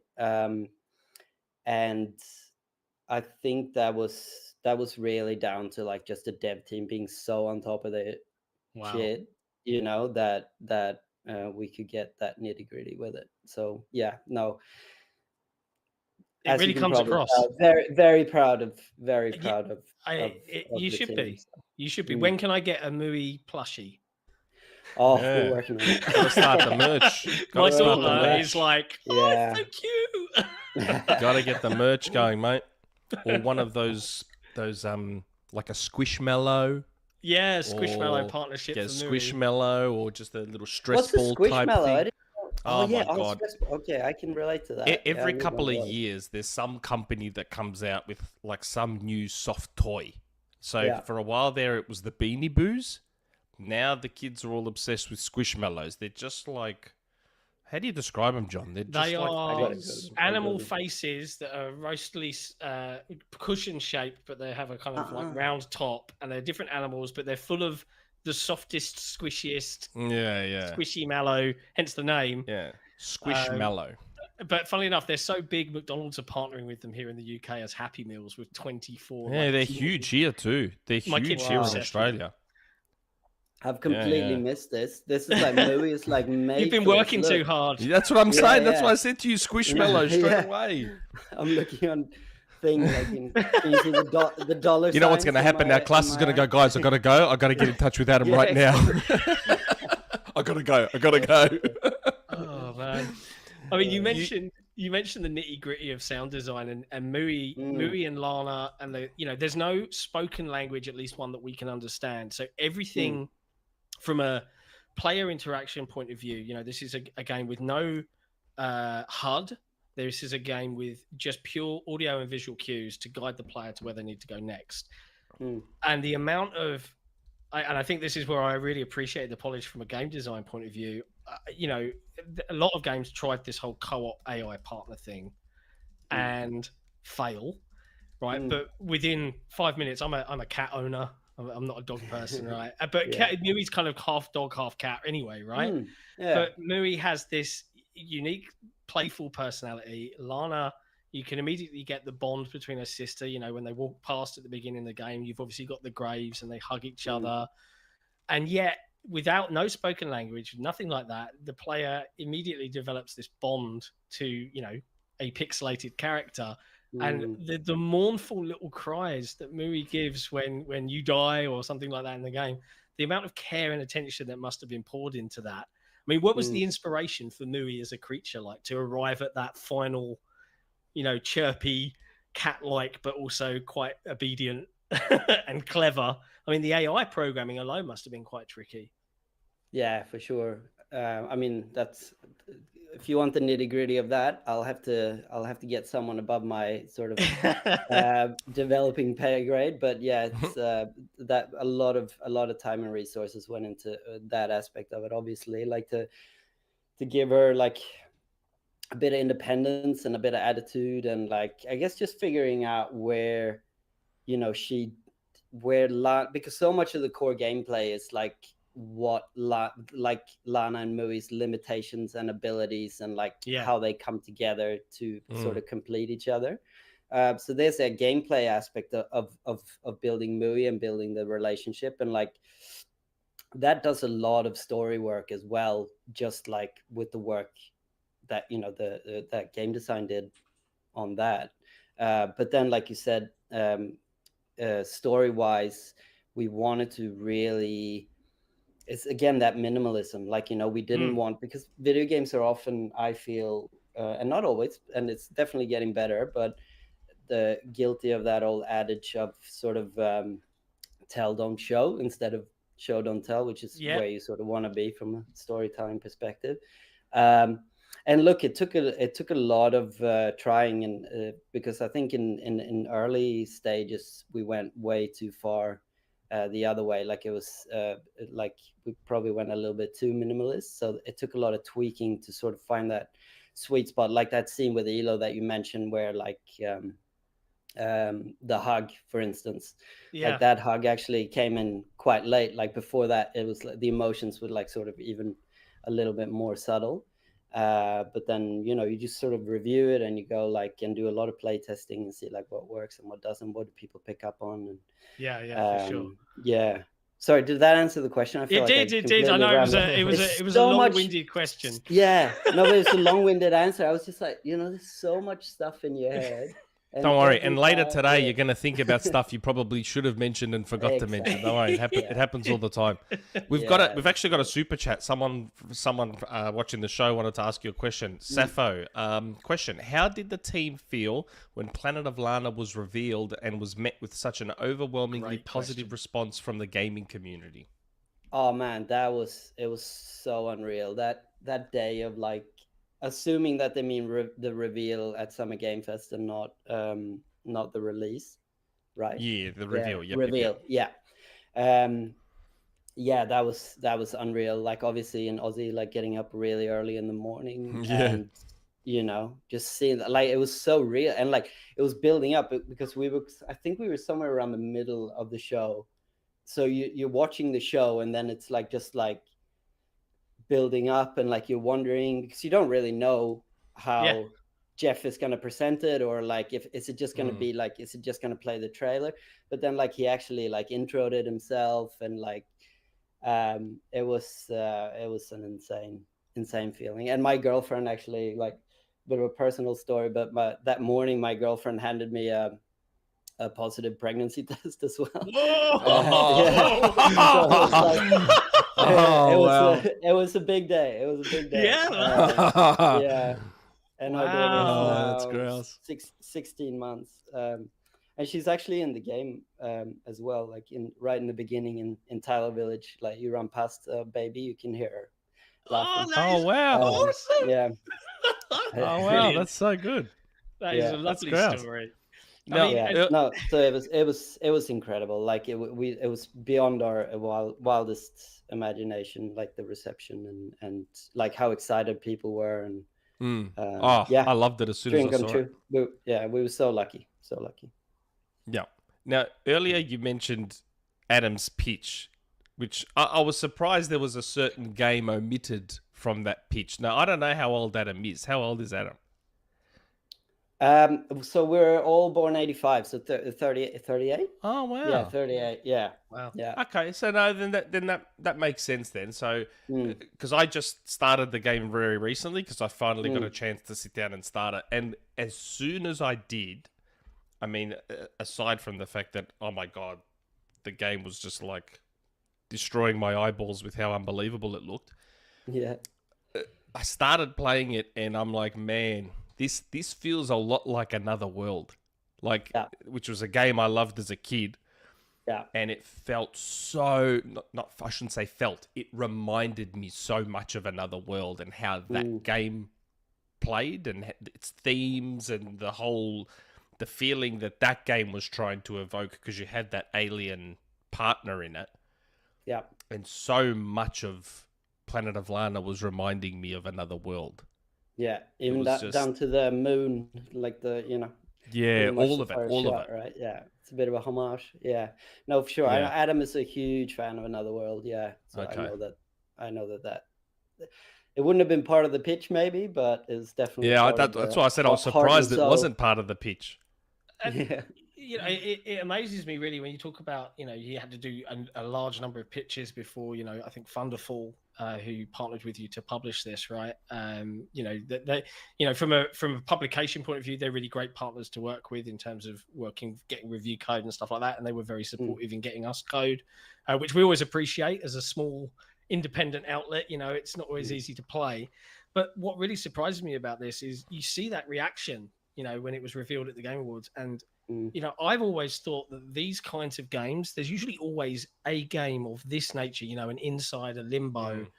They are universally loved, I think, for the majority. Not for everyone. No game is for everyone. But, when you have a unique art style like this, it really surprised me that it took that many pitches, because, if it was me, I'd be like, I love these games. Yes, please. I'd be like, yes, sign me up. Yeah. I'm down. Well, it's one of those things. But either way, we got the game, so we're really happy that it's out. And obviously, there's a lot of stuff that's got to make sense for publishers, and it's timing, and I get it, but but obviously Microsoft liked the look of it. Yeah, for sure. Yeah, Phil Spencer's been out tweeting a bit. That's very nice. Yeah, we're so very pleased that Phil liked it. Yeah. And I have to ask. I think Nick's going to ask anyway. Yeah. So, did you guys partner with them? Was it for ID and Xbox as well as getting into Game Pass? It wasn't, was it? Console exclusivity, or? I'm trying to, because I know Thunderful's the publisher. Yeah. But was it? It wasn't part of the ID at Xbox program, was it? Planet of Lana. Oh God, I'm not sure. I'm so sorry. Is it? Okay? Oh, it is. Okay, that's what I was, because I know Thunderful is like a fairly major publisher, so I'm like, I know they're being published with Thunderful, but that was still an ID at Xbox game, wasn't it? Yeah, apparently so. Okay, because that's Sorry, I'm so bad at all that stuff. Like, if you'd had Adam here, the adult in the room, he would have been able to answer. Okay, that's fine. We much prefer the kidults in the room. It's all good. Yeah, exactly. I definitely am like the little. I'm Robin in the relationship, guys. Right. Okay. Well, I think it's a bit. I sit in my basement and write up weird stories. Yeah. I think it's a bit late for Adam, though. For Adam, it'd be like 1 or 2 a.m. right now, wouldn't it? Yeah, sure. But hopefully we can get it together sometime, though. That'd be... Yeah. Okay. Game number 2. Yes. What was it like working with Microsoft and their support? Obviously it launched on Steam, it launched on Xbox, but it launched into Game Pass. And, we've heard a variety of stories. Like, I think one developer who runs a small indie publishing outfit, which is help me out, Jesse, with your brain of knowledge, Mike Rose. No More Robots. He's very positive about Game Pass. When they released one of their games, Descenders, which is the BMX downhill racing game, he says, we released it to Game Pass, we got tons more sales, tons more players. It really helped with discoverability. Do you feel like you've got the best of both worlds in launching on Steam and into Xbox and onto Game Pass? Like, your player numbers have been boosted by all that sort of free publicity of the Game Pass launch? Does that help in your Look, estimation? we're super happy. I think like as an indie developer, like first and foremost, you just want as many people as possible to like to play the game, you know, and expect like Game Pass has really obviously enabled that. And like as far as Microsoft goes, like have nothing but good things to say about like, you know, the whole collaboration, like the team over there. Like it's been awesome. Like so much support. Yeah, have nothing but good things to say. Yeah, that's always good to hear. Yeah. It's always good to hear. Yeah. I mean, I guess it must be extremely daunting, I guess, in a world where the old days you'd release a game and you'd have to hope that people had wishlisted it. You'd have to hope that people liked the look of it enough to put down money. But whereas now you're, okay, I'm releasing it, and immediately, like, I don't know, let's pick a number, 25 million people on console can just click download and play. And that's kind of like, oh God. Like, do you guys, and I don't know if you have an, I don't want to step on any toes, do you guys have a player number that you've announced, like, oh, it's been completed by over X number of million people, or anything like that you have boasted about yet? If you haven't, I'm not trying to put you on the spot. You know, feel free to be like, don't know that. No comment on that one. Sorry. Fair enough. We're very happy. Let me say this: we're very happy. That's good enough for me. That's good enough for me. I've got a question, and feel completely free to avoid this question if it's something you can't answer. Because it's just a question. Is this the sweaty part of the interview? No. It's just a question out of curiosity, because I find that with a lot of indie studios that have breakout hits, especially with their first game, I find their path seems to go one of two ways. Yeah. They stick to their wheelhouse. So, you know, there was Limbo, and then Inside was very similar to Limbo, and then they seemed to stick to their wheelhouse. Then we had, you know, Moon made Ori, which was a fantastic, and now they're working on like this third-person action RPG shooter thing. So they're going completely in another direction. Now, it may be way too early, but is Wishfully... Do you guys plan for Wishfully to sort of have like a signature in terms of their games and have a very familiar feel and look and style to everything? Or are you guys more of a studio that's like, okay, we've done this beautiful 2D living art platformer thing. Now we're going to do this other completely different thing in another direction. And I'm not asking you to reveal your new game. It's more about, does Wishfully want to have a signature? Yeah. I mean, look, day by day, because like when you're making a game, like you're just so busy making that game. And I think a lot of those questions are sort of like starting to definitely pop up now in the studio. Like, you know, because it's like you're just so focused on what you're doing, and then you emerge from it, and then you realize that like, oh, well, we have a studio now, and like, you know, what kind of studio are we going to be? And like, you know, but we're so like Planet of Lana really like is the result of every single person like in the studio, you know what I mean? So yeah. I think like the one thing I can say for sure is that we want to be the kind of studio that keeps like, you know, our games should be a reflection of our people. Yes. And our people are truly like artists.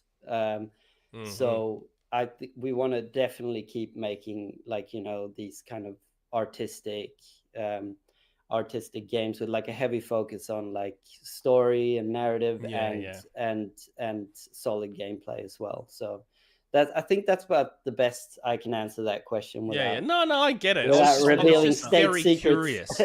Because that's the sort of cachet that having an indie hit can buy you. Like Wishfully could obviously off the back of Planet of Lana could develop a signature where now for your next game, your trailer is at the next Xbox showcase, and people instantly know that this must be a Wishfully game, because I remember Planet of Lana, and this has very similar, not necessarily the same art style, but a vibe. Some studios develop a signature, like a vibe, Yeah. and you can tell instantly that, oh yes, that's a Wishfully game for sure.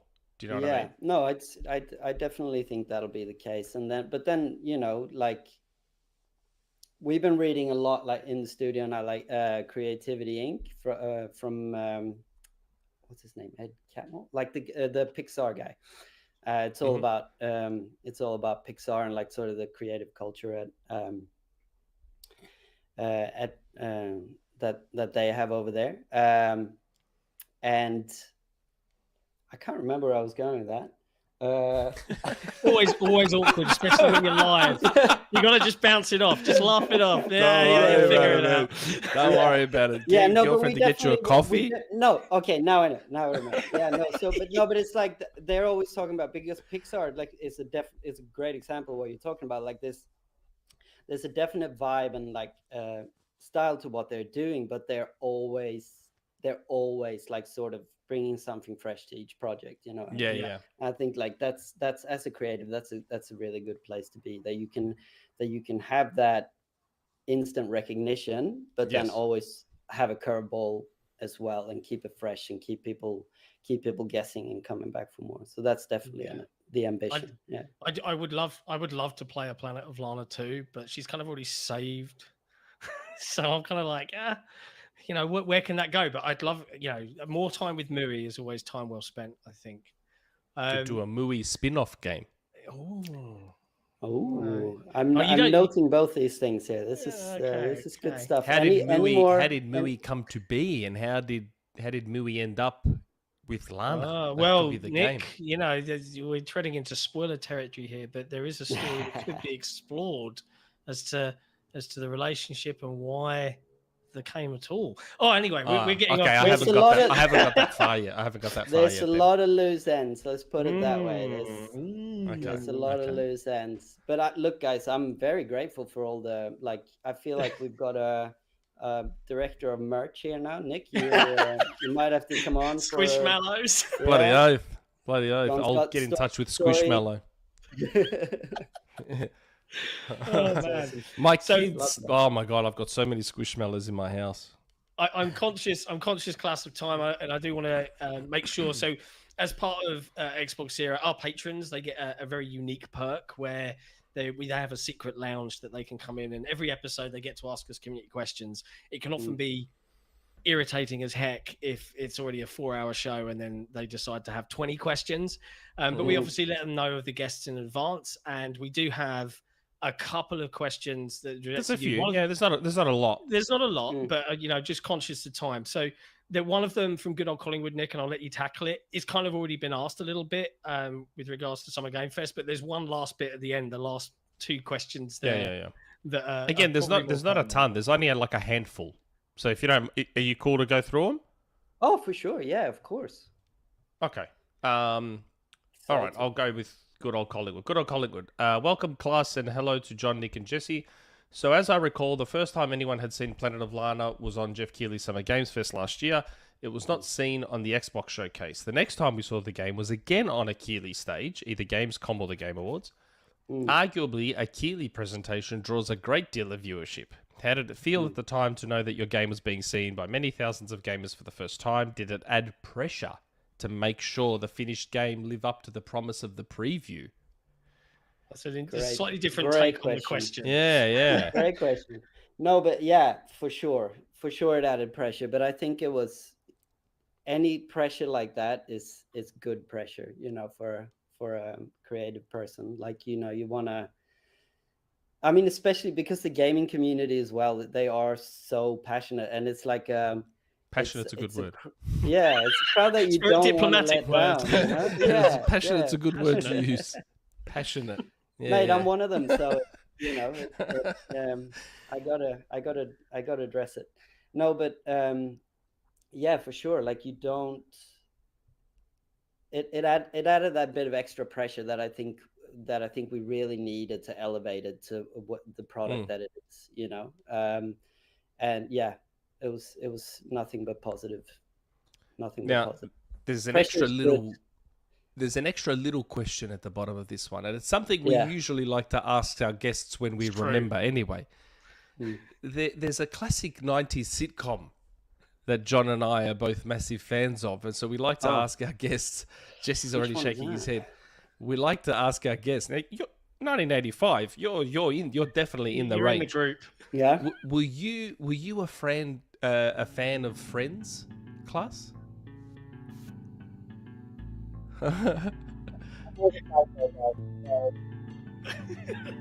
Jesse playing the music has basically muted his audio. Jesse, now we can hear you. Now we can hear you. Were you a fan of Friends? I'm a big fan of the theme song. Definitely. No, but what I said was I was more of a Seinfeld guy. Sorry. We hear that a lot. It's one or the other. Like the biggest reason for that though is really like Swedish television. Like I didn't have cable growing up. Like I only had like the sort of free to air stuff, and they had Seinfeld and Friends was on. Yeah, was on cable. So that's a fair. We're a product of our cultural and societal upbringings. That's now, but, we won't hold it against you. This next one's not so much a question, but I'm curious about this one because again, I just started the game, and usually when I start games, I have a quick look at the achievement list before I do. And I noticed there was an achievement, and Skedaddle here has done nothing but post this achievement and said challenge accepted. So one of the achievements, and I need to have a chat with whoever designed these achievements. Yeah. Wasn't me. One of these that way. One of these achievements is complete the game without dying. And I'm just like, no. Now, this I have an addition to make before you answer, Klaus. I have 100% of the game aside from this achievement. And one thing I would request in a patch update, so feel free to let whoever the powers that be know. So Nick, I'm typing. Don't panic. You don't have to play the game from start to finish. You have to complete each chapter without dying. Now the downside is you don't know which chapters. So just a little green tick of like no deaths, green tick by each chapter. All right. Then I'll know which ones I need to do and which ones I don't, and I'll be a very happy man. And I'll maybe you guys needed an achievement consultant, like hey, how many jobs do you have? Merch. Hey, I'll take as many roles as I can get. Did you notice my tweet, John, where my name was in the Benedict Fox credits as an achievement consultant? Wow. Yeah, that was quite funny because they put an achievement in there just to screw with me, which is that I have to watch all the cutscenes.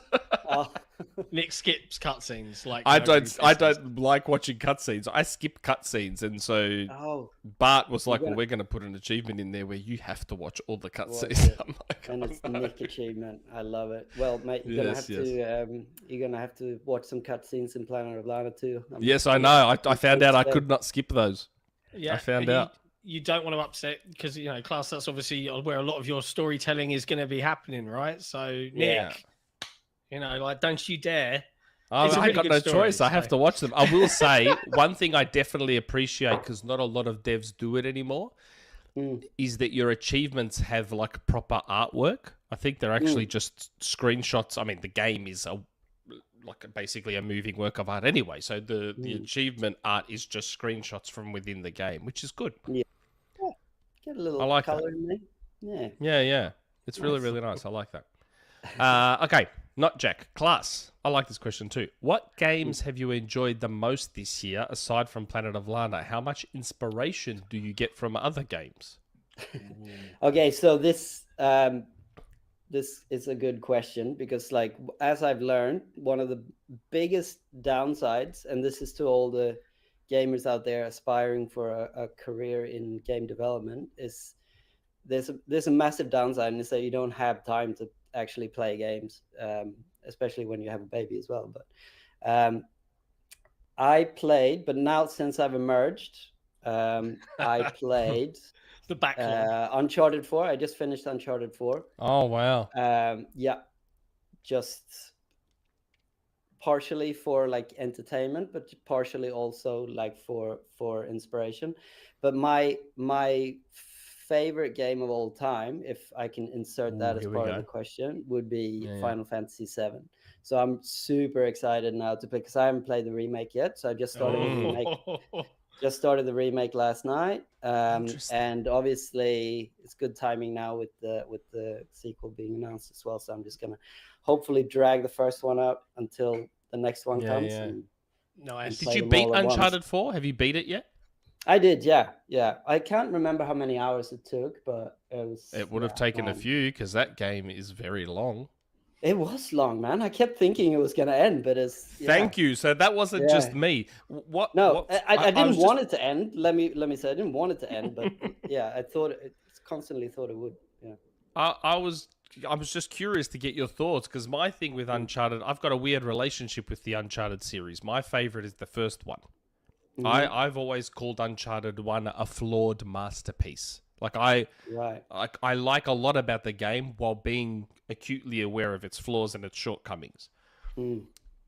Uncharted 4 to me felt like Naughty Dog got everything right. Gameplay was great. Combat's the best it's ever been. Visually gorgeous. Everything. All of it. All great. Yeah. But it all came undone for me with the pacing of the game. Right. Okay. It dragged on. To me, it outstayed its welcome for me. Right. Fair enough. And it just, like you said, you noticed moments where you felt like it was about to end, and then it didn't. It just then it kept going, and then it feels like Lord it's of the about Rings: to end, Return of the King. Then it keeps going. Yeah, but I was gonna say though, isn't that like in true Hollywood? Sorry to interrupt you, Nick, but isn't that like no old school Hollywood style of like doing that? Remember all those like movies in the 90s, like the adventure. Like I know, but see, maybe it's because I also like short games. Yeah, fair enough. That I also like my short, sharp, punchy. Like I'd rather have that short roller coaster that's like unbelievable for a few short hours rather than this thing that just fills up with content for the sake of content that's just exorbitantly long because they feel they need to justify the price tag or whatever the case may be. Look, there's a really good book called Blood, Sweat, and Pixels. Jason that's Schreier. That's right. Yeah, I think I've probably read that cover to cover 6 times in the last 5 years. All those war stories, and and they have a whole chapter on Uncharted 4 and that. And what it sounds like was that they knew that it was going to be the last one. So I think they wanted to go out with a bang. Like, they probably just wanted to make sure that players really got bang for their buck because it's not going to be another one. Yeah. Okay. Fair enough. That's my theory. Anyway. That's good. Yeah. So I guess we answered that question, even though we had the tangent about Uncharted 4. I guess we answered that question. I have also, but just to add to, I have also been dabbling in a bit more Red Dead Redemption 2 as well. Oh wow. Okay. Yeah.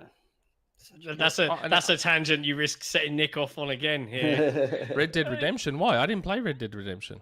Well, your general feeling towards Rockstar games. Yeah. Insistent on enormously lengthy, slow as molasses animations. Where you're like, the focus, just let me do the thing. And did you play Super Mario Odyssey, class? Oh God. No, I haven't. No. Oh mate. You wanna? That's a 10 out of 10, just perfection experience. Unbelievable. I sense a rift here. This is we're an Xbox podcast. Nick is we co-hosted by a Nintendo fanboy. Like, there's nothing we can do about it. We just have to grin and smile.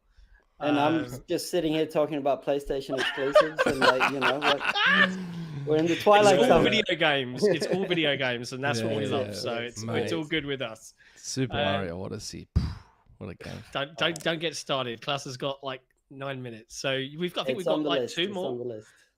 We've got a couple more. Yes, Commander Buck. Hello all and welcome, class. Am I pronouncing it right, by the way?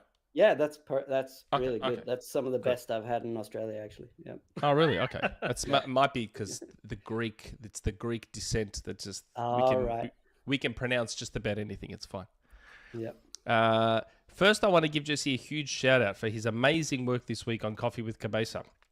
To class, Planet of Lana is an awesome game. How has the positive reception of this game affected the studio? Wow, what a good question. I mean, everyone's very happy, obviously. A lot of people, because people always ask, like, there's so many emotions, so many emotions when you've been working on when you've been working on something for this long and this hard, and like, it's like your little baby, and it's it's a really, really scary thing to like just release it. And like, luckily people on the internet are notoriously friendly. Yes, that's right. They're very passionate. So our fears were completely unfounded. No, but like, it's always going to be completely nerve-wracking to like just release something like this. But it's the reception has been hugely positive, and I think everyone's just been really, really stoked about it in the studio. And how it affects us long term, I guess we'll see. Maybe everyone turns into like a diva now, and they'll. I'm not releasing that. Completely overconfident. Yeah, exactly. Please, but I can see Klaus in Sydney just ordering a goat's milk chai latte mochaccino. Don't worry, just the very. Don't you know who I am? That's right. That's the attitude you should be having. I love it. We're staying humble. We're staying humble. We're taking the love, but we're also taking the non-love and taking that into account, and like just making sure that we grow from both the praise and the non-praise sort of thing, and taking that with us into the next one. Wow, very good. It sounds like you're wanted. So I think that was the last community question. That was the last question. Awesome. Yes, it was. And we're bang on time. Thank you so much. Yes. Hey, awesome. it was absolutely brilliant of you to come on. If Klaus wants to hang around and be the host of Name a Game, he can. I'm so sorry. I have some family commitments to attend. It's quite all right. It's quite all right. You've got a young'un. We appreciate you making the time. Thank you so much for having me. Honestly, I had a blast. It was great. Thank you. Yes, most appreciated. It's unfortunate we couldn't get Adam on, but I noticed that Adam was on the Xbox Expansion Pass podcast. Oh, right, yeah. Oh, man. There's a lot going on. I have to listen to that one, see what he said. Yes. Adam, Luke over there managed to get Adam on, and I saw him tweet it out, and I'm like, are they doing like a press tour maybe? You got Adam on the Divas Expansion Pass, classes jumped on. I'm like, okay, here we go. They're finally getting some time now, because I said to Klaus off air, like, I've been in a DM with a Twitter account for like a year and a half. I reached out as soon as I saw that game. I'm like, we got a doggo. Normally, I only have cats on podcasts. Look. No, Adam Icegreen had his dog join us. Right. Remember? He did. Yeah. What breed is that? This is an Aussie cattle dog, but we call him Farm Dog Surprise. Like, it's a bit of mutt. Like, there almost looks like some Staffy in there. Yeah, I think so too. He's got the Staffy eyes sometimes, and he's a rescue. Well, perfect final question for you then. Nick and I, as parents ourselves, big fans of Australian cartoon Bluey. Have you? Yeah. So okay. Good. It's so good, right? Oh, man. I think it's more for the parents than the kids, though. It's I so watched good. season 3 without my kids. Like, the other half arrived on Disney Plus, and I was like, it's 11 p.m. at night. I'm watching Bluey. I'm not ashamed of it. Did you see the cricket episode? Did you watch the cricket one? Oh, how good is that cricket one? Oh, the cricket episode is brilliant. It is. We're on season 2 because we like just. Yeah, because Freya's, my daughter, already loves it. Like, when she hears the theme song, like, she's like 15 months old, and she hears it like.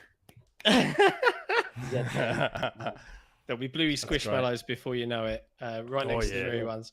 But Klaus, look, appreciate you coming on. It was an absolute pleasure to chat to you, and the insight into the team at Wishfully. We wish you guys all the best with whatever you make next. We'll be keeping an eye out for it, obviously, as big fans already. For a first game, it blew, rightfully so, the community away. So congratulations on the launch and all the success. And I'll be in Sydney in November. I'm coming up. Oh, sweet. We're having a coffee in Sydney. For sure. You're not going to bring some from Melbourne, Nick? You're not going to it's good enough. It's good enough in Sydney. It's good. It's just fine. Mate, I'll take you to the right places, promise. Done. No Awesome. stress. All right. Brilliant. Thanks so much, guys. Appreciate it, mate. class. You take care. Have a great weekend. Thank Have you. a And good thanks one. to the listeners as well, actually. Yeah. Yes. Thank you. Thanks for the questions. All right. Bye. Ciao. Adios. That was class Ericsson from Wishfully. And he's replaced by this guy wearing a Starfield headset. You just got to move over a little bit. He's got half a Starfield headset. That was cool. That was great. Cool. What a lovely chap. What an incredible game. Nick, if you've only just started it, man, it is such a journey. There's some bits in it that will make you be like, whoa, where did this come from? Yeah, I've just started. Genius game design. So Yeah. Oh, you can tell chat. Class has been here for a while because you could hear a little bit of the Aussie accent just infusing and becoming, because there's an American footballer who plays for Collingwood. He's from Texas, and he's now been in Australia for quite a while, and it's hilarious to hear how the Aussie accent is taking over his Texan accent just slowly, bit by bit. It's actually quite hilarious. But yes, so Planet of Lana, that was good. Class was good. Good. It's lovely chatting with actual developers because you can, to see the human side of these products that entertain us for hours on end and provide us with all this fun. They're made by real people who have dreams and stuff. It's always good to have a chat. And thank you, chat, for hanging out and giving us all the love. Don't forget to hit that like button. And as always, if you want to support us so that we can get more developers on and do more cool stuff, patreon.com/Xbox Era, or become a YouTube member. All of these things are available. But Jesse's back, and he's been quietly lauded in the chat as the real MVP because you've been keeping everybody up to date after an 8.5-hour stream, particularly yesterday, of the FTC versus Xbox court case, which is primarily the big thing to talk about this week, right? That's insane. It is insane. So yeah. Where do we begin?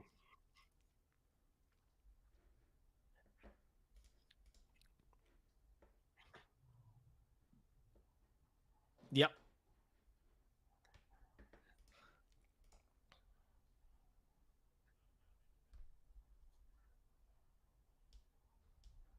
It's nuts.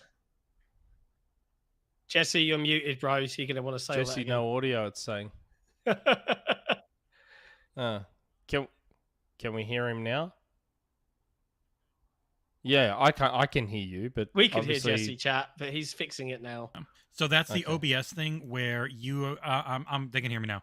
The OBS thing with default mics just changing in the middle of the stream. I checked it 30 minutes ago and it said they Yeti still Classic. can't hear Jesse. They still can't hear Jesse. No, they can. It takes 10 seconds. They can hear me. Oh, okay. Yeah, fair enough. Okay. So we're in 1440p. Now, hold on. Before we go to that, are we going to talk about what we've been playing at all? Oh, yeah. I mean, we can. Mm-hmm. Might as well. I've talked about Planet of Lana already because that's the new game I started. I've been like Planet of Lana.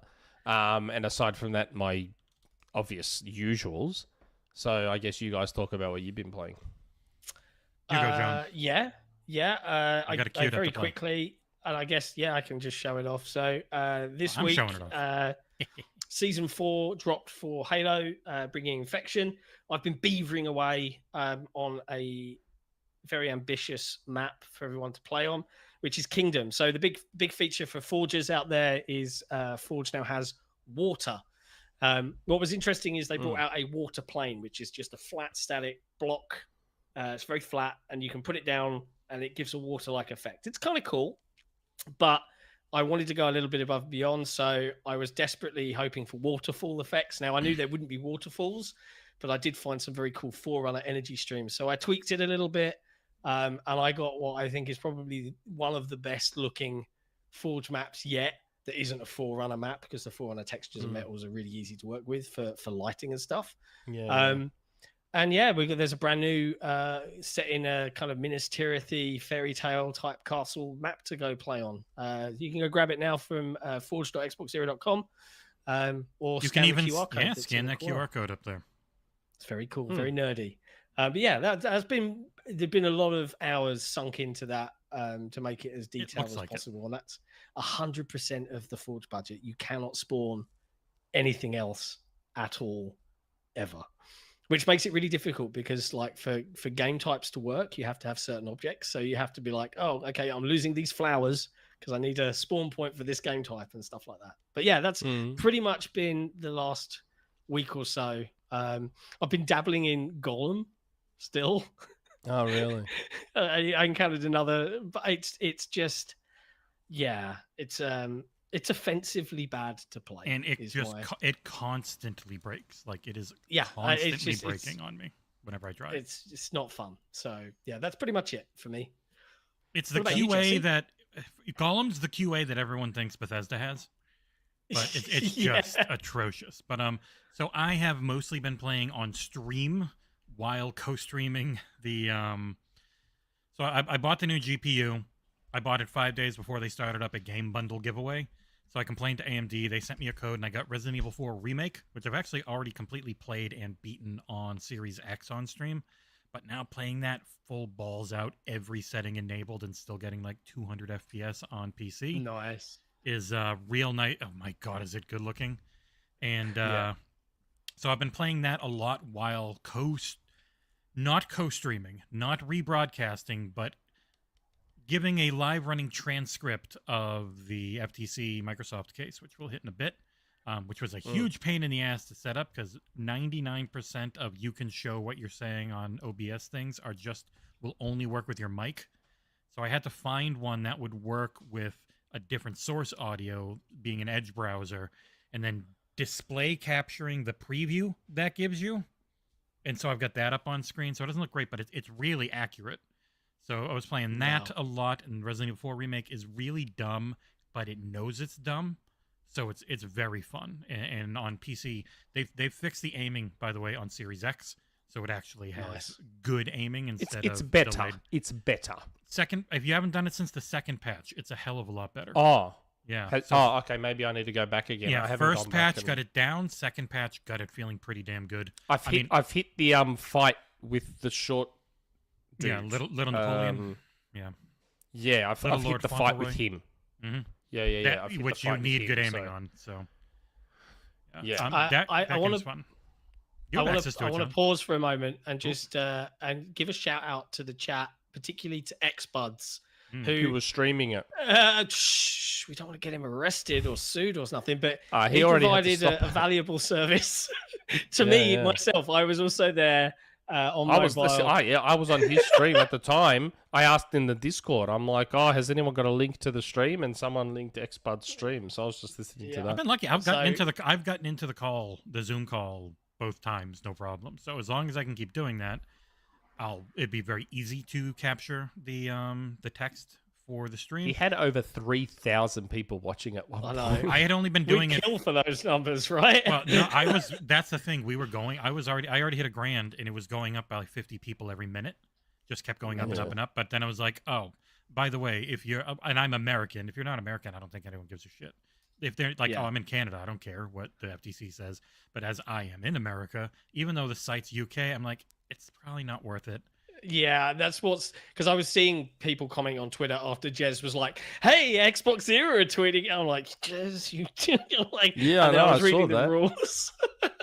I mean, we appreciate the shout out, but Xbuds is the hero we deserve right now. I think one of the real huge Sony fans was doing it too, but he couldn't stop talking during it, so no one liked listening to his stream. Yeah. Like he had over 3,000. We've got 200. That's it. That's all we got. We got 200 rookie numbers. We need to up those numbers. And only 91 likes. Oh my goodness! What? Come on. Less than half of the people watching have clicked the thumbs up button. I know. Well, that's a bit disappointing. I know we're not streaming the FTC case, but come on. Yeah, come on. Like we're going, but to that point. So Jesse, you are planning getting into the Zoom call pending to carry on doing the broadcasts. So they're going Tuesday, Wednesday, Thursday. Planning to do it the whole time. They're doing it Tuesday, Wednesday, Thursday. So we'll see. Xbuzz says, "Thanks, fellas. I didn't do it on day 2.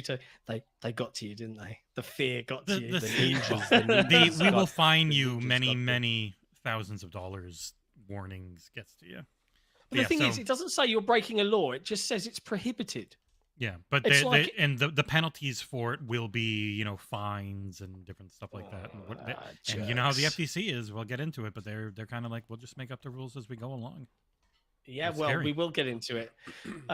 Before we do, we need to get serious for a second. For a long time on this show, we've made jokes. We've had a lot of fun poking at Nick's inaccuracies, the lies, the made-up things. The clout chasing. The clout chasing, the ego on this man. And yet, one of the big headlines out of day one of this It's old FTC news. case. It's old news. I don't even know why everyone's look talking at him. about it. Just lap it up. I'll just let you lap it up. It's fine. Why are we even discussing the fact that Indiana Jones is exclusive to Xbox? It's 2-year-old news. It's not even a news story. It's not even a news story. It's old hat now. It's old news. Like anyone who watches the Xbox era podcast, they're 2 years ahead of everyone else. There's all these other podcasts, all these. Oh, have you heard, guys?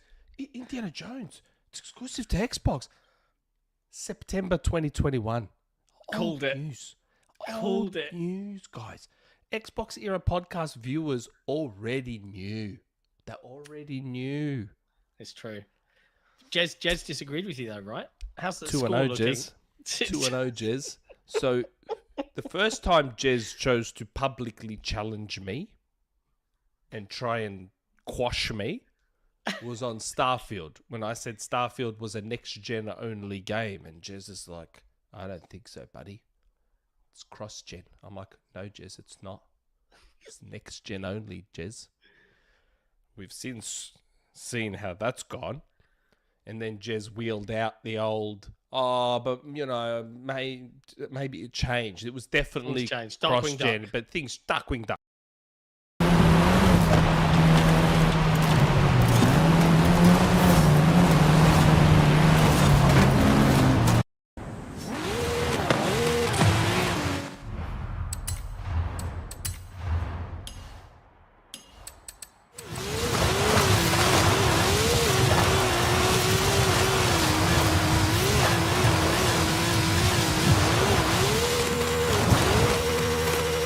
In 100 meters, turn left.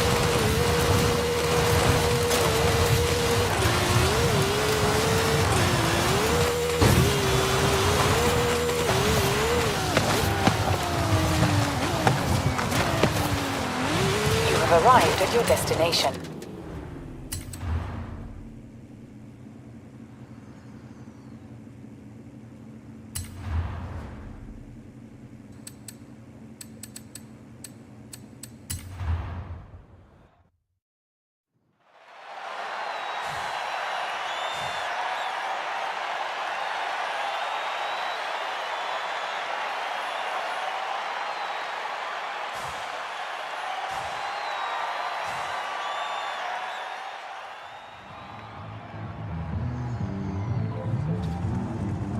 The Titan! Right, let's get out there and finish this cross-country program with a bang.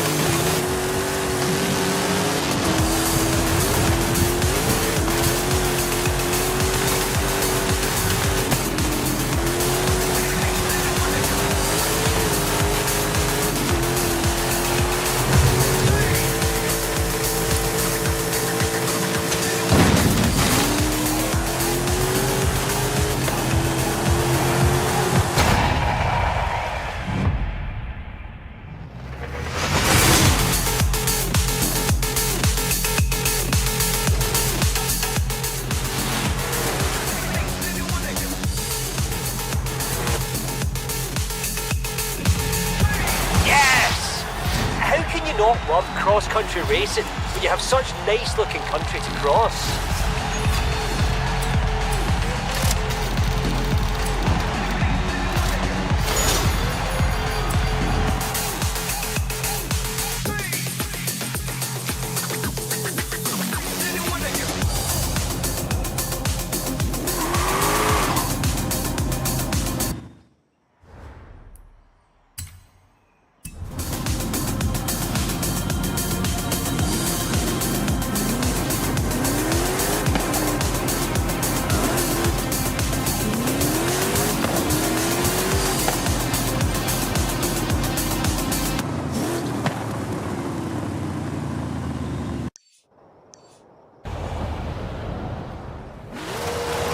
Turn sharp right.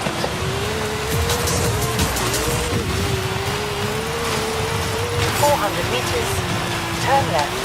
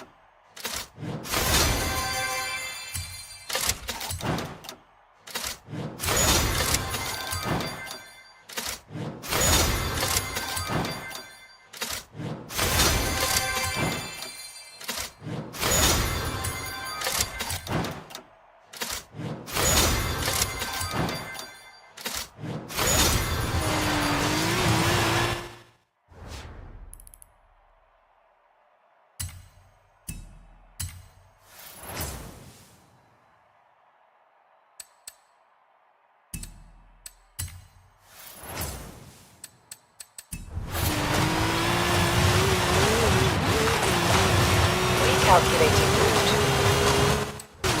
You have arrived at your destination.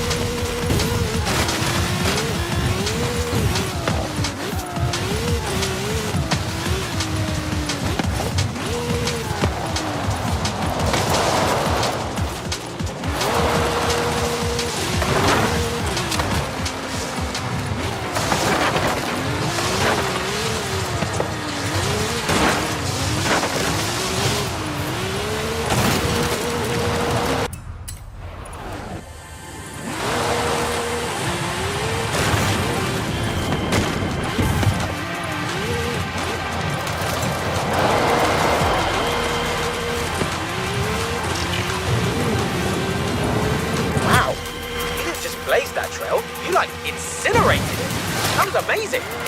You made it. That was awesome. Take a second to appreciate it. All right, now saddle up again, because I reckon you can do it faster. Come on.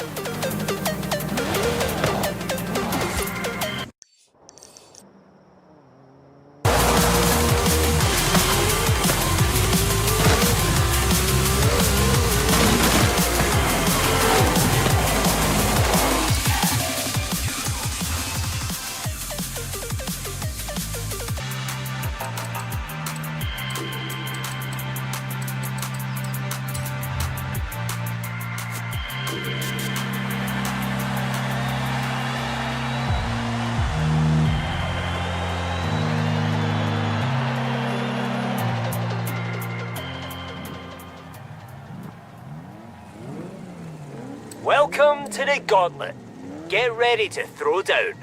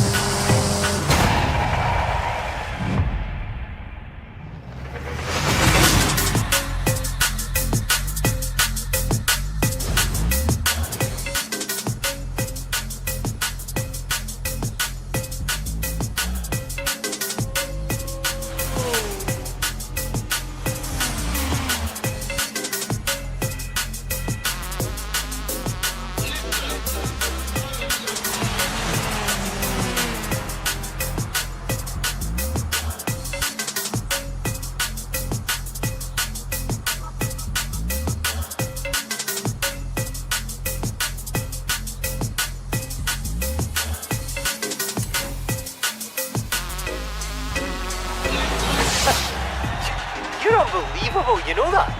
I pulled out all the stops on that one. I really thought I had you.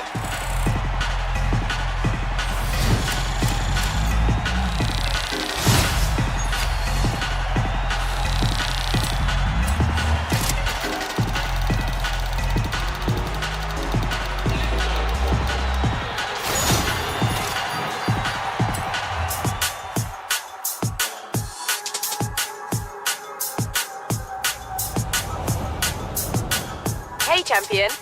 You're on the home stretch and about to make Hall of Fame history. Proud of you.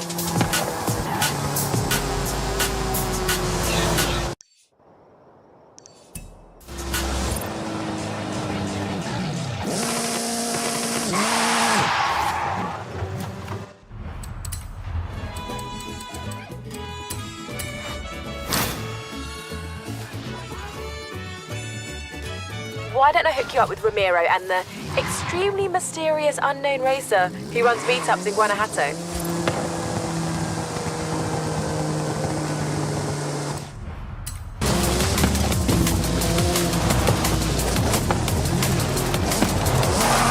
You have arrived at your destination.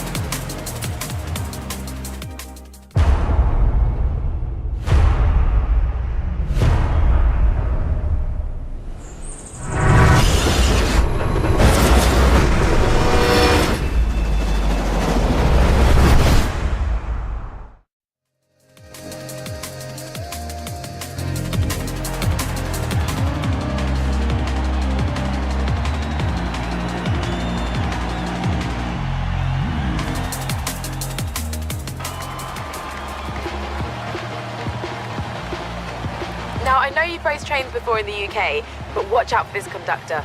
I've never seen someone so competitive. Best of luck. I've never seen someone so competitive. Best of luck.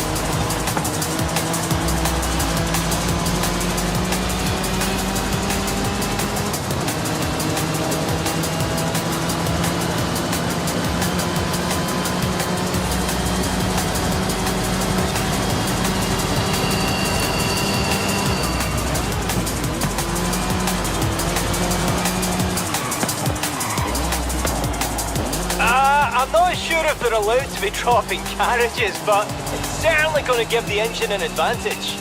Oh yeah? We'll see about that.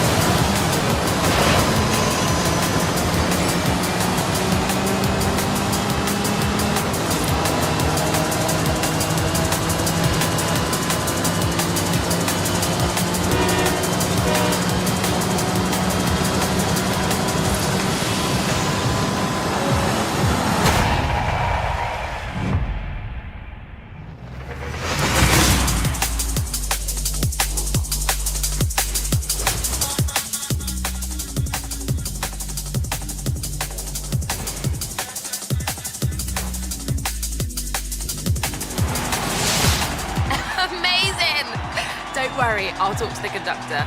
Might be able to use them on the festival roster, actually. Perhaps driving something a little lighter?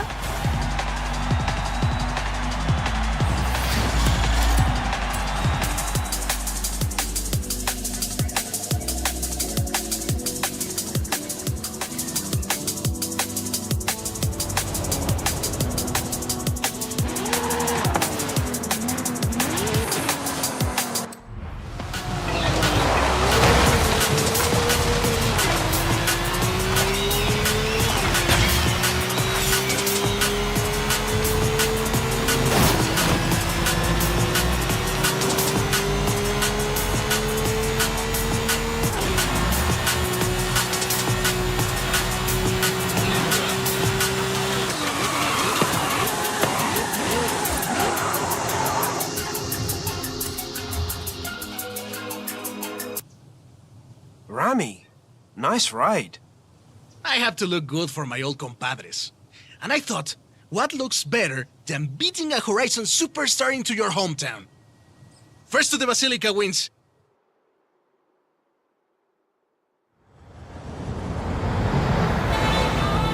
Vámonos! Let's do this! So, there's a bit of a street scene around here. Maybe.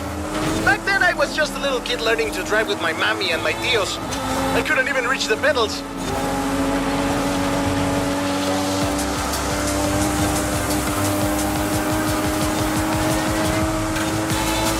But you know, they do say that the most fierce street racer in all of Mexico comes from Guanajuato. Ah, do they really? Pues sí, they say he's never lost a race. Who knows if he'll make an appearance at Horizon? And does this feared street racer have a name? Oh, many names. They call him El Jefe, El Perrón, El Guapo, El Valiente. You might meet him one day. But not if you can't even beat mean to them.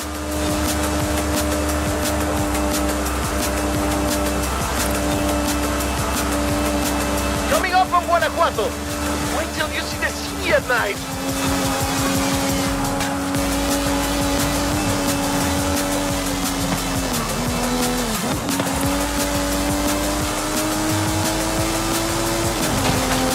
Welcome to Guanajuato, home of La Familia Mirón, best city in Mexico.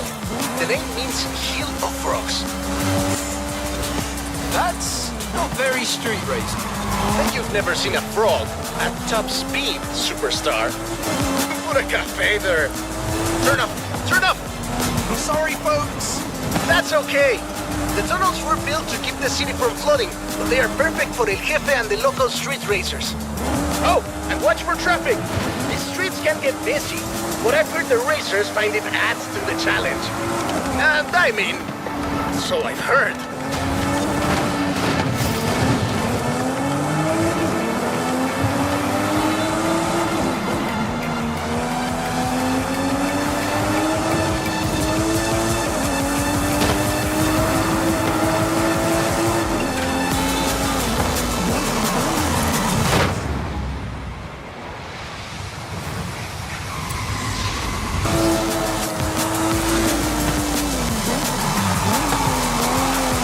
Final stretch. The Basilica is just around the corner. I wish El Jefe could see us now.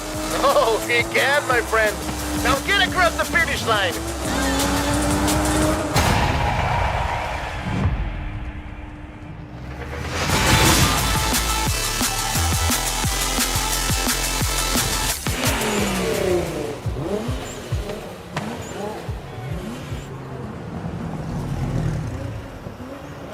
La Basílica Colegiata de Nuestra Señora de Guanajuato. Racers come here to ask Our Lady for her blessing. You know, I might be able to contact El Jefe.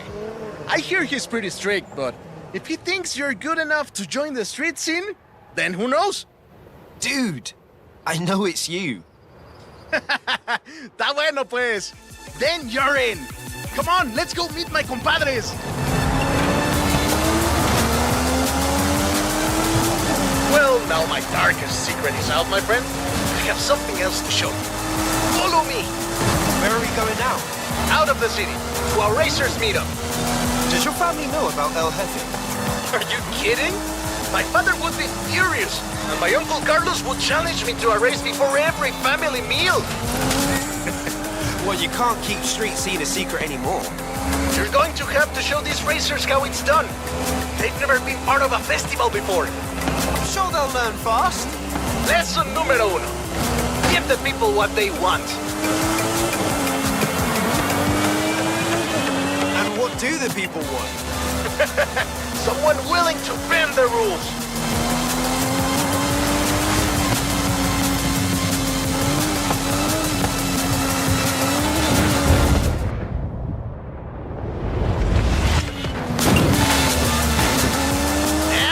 Company! Meet my compadres! When we started this meetup, we were just a few kids racing around in old cochos. Since then, the racers, the engines, the party have all grown a little bit.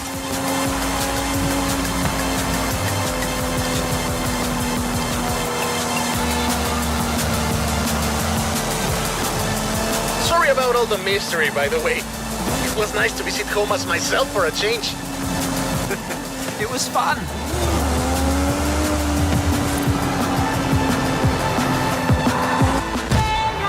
Thanks for showing me your hometown, Remy. No problema, my friend. Welcome to Horizon Street Scene.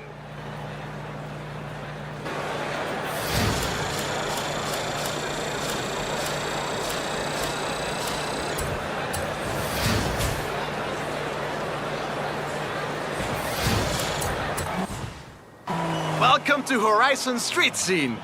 Fully approved and ready to go. Take a look. I've set up street races all across Mexico. There's a lot of people who want to take you on. No pressure. Racers are swarming into Horizon Street Scene, even though it's not very underground anymore. Whatever you do, don't tell them. It's important for their street cred. Wow, last 2 adventures. Which will it be? I have a coin if that helps.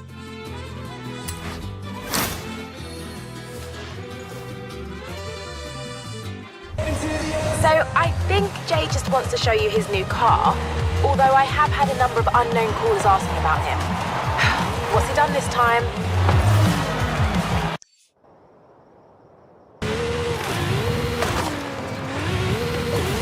Hey, mi amigo.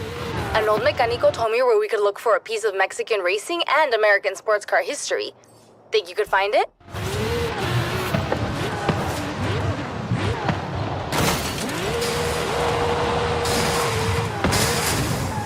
You have arrived at your destination. There he is. So, some street racers just turned up. Oh, are they friends of yours? No, we're not friends. And we're not street racers, Jamin. We're the Born Fast Racing Society. Yeah, more like born rich. Mira, amigo, you're in my country now. So throw down on the road, or go home. Racing sounds good. Let's do this.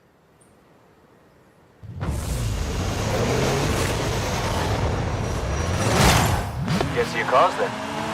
Now, born fast. Or dead last, mi amigo. Vamos, let's go.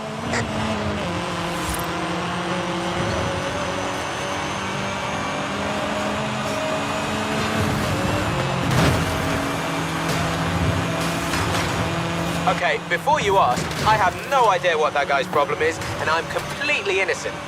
Wait, who is this guy? It's Tristan. Let me start from the beginning. A few years ago, I went to this midnight meetup in London. Heard it might be cool. Turns out, it was just a spoiled rich kids convention. So you beat him in a race? Well, yeah, but it was one race. You and I win and lose all the time. We don't go around being jerks about it. How come they've never been to Horizon? You ask me.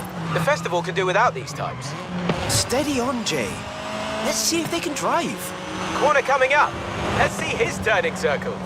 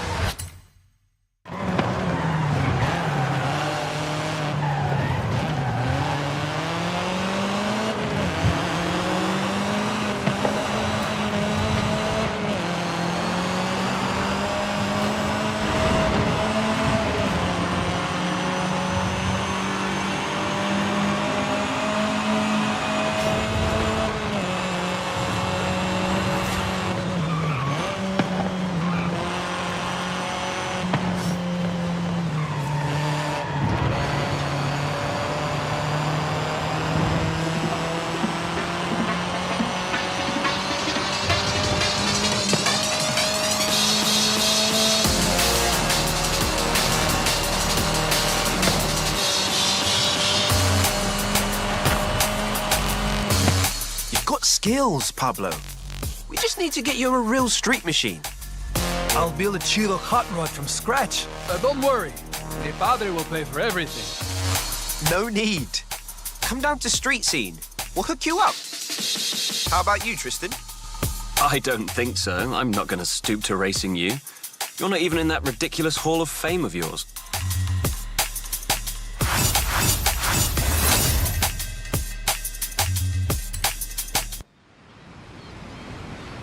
So, the Born Smug crew aren't done yet.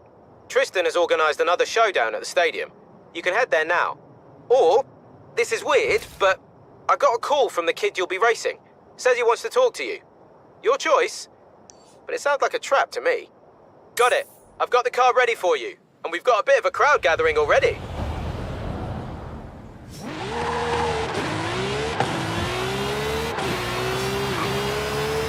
Turn sharp right. Recalculating route. In 200 meters, turn right. In 400 meters, turn left. In 200 meters, turn left.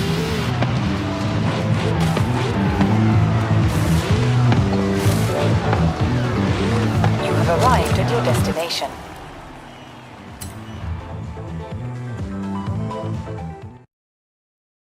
There you are. Ready to take on another of the Born Fast racers? Sure, Tristan. I enjoy the competition. Meet Charles Ward. Original Born Fast crew. Never defeated, isn't that right? He means we went to school together. Let's just get this over with.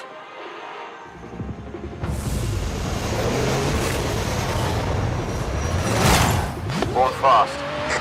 Oh, dead last. Yeah, I know.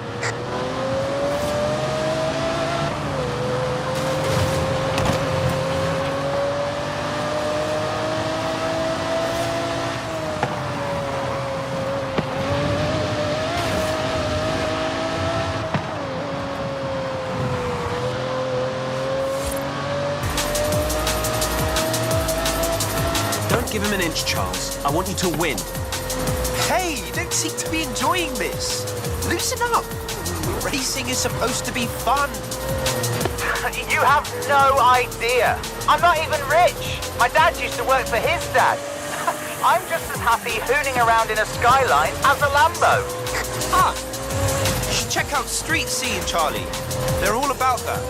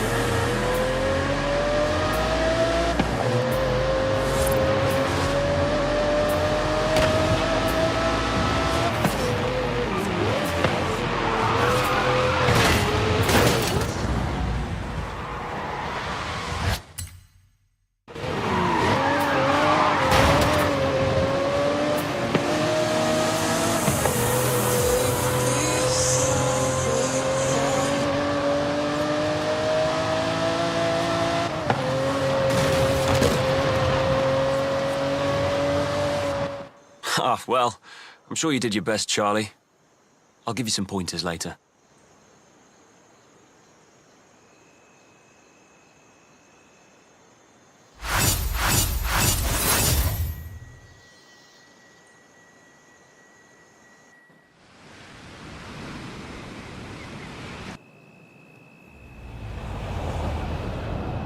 Hey, champion.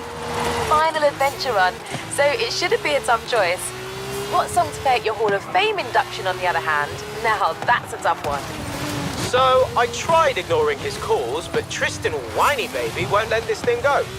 Have you tried not calling him names? No. Why would I try that? Got loads more good ones where that came from. Anyway, he's putting up a new racer for you to destroy.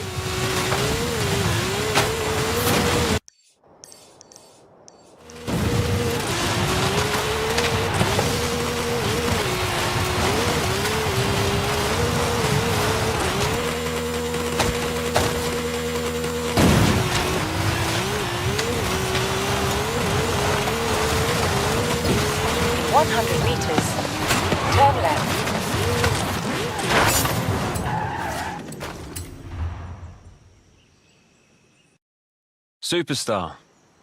No J again. Shame.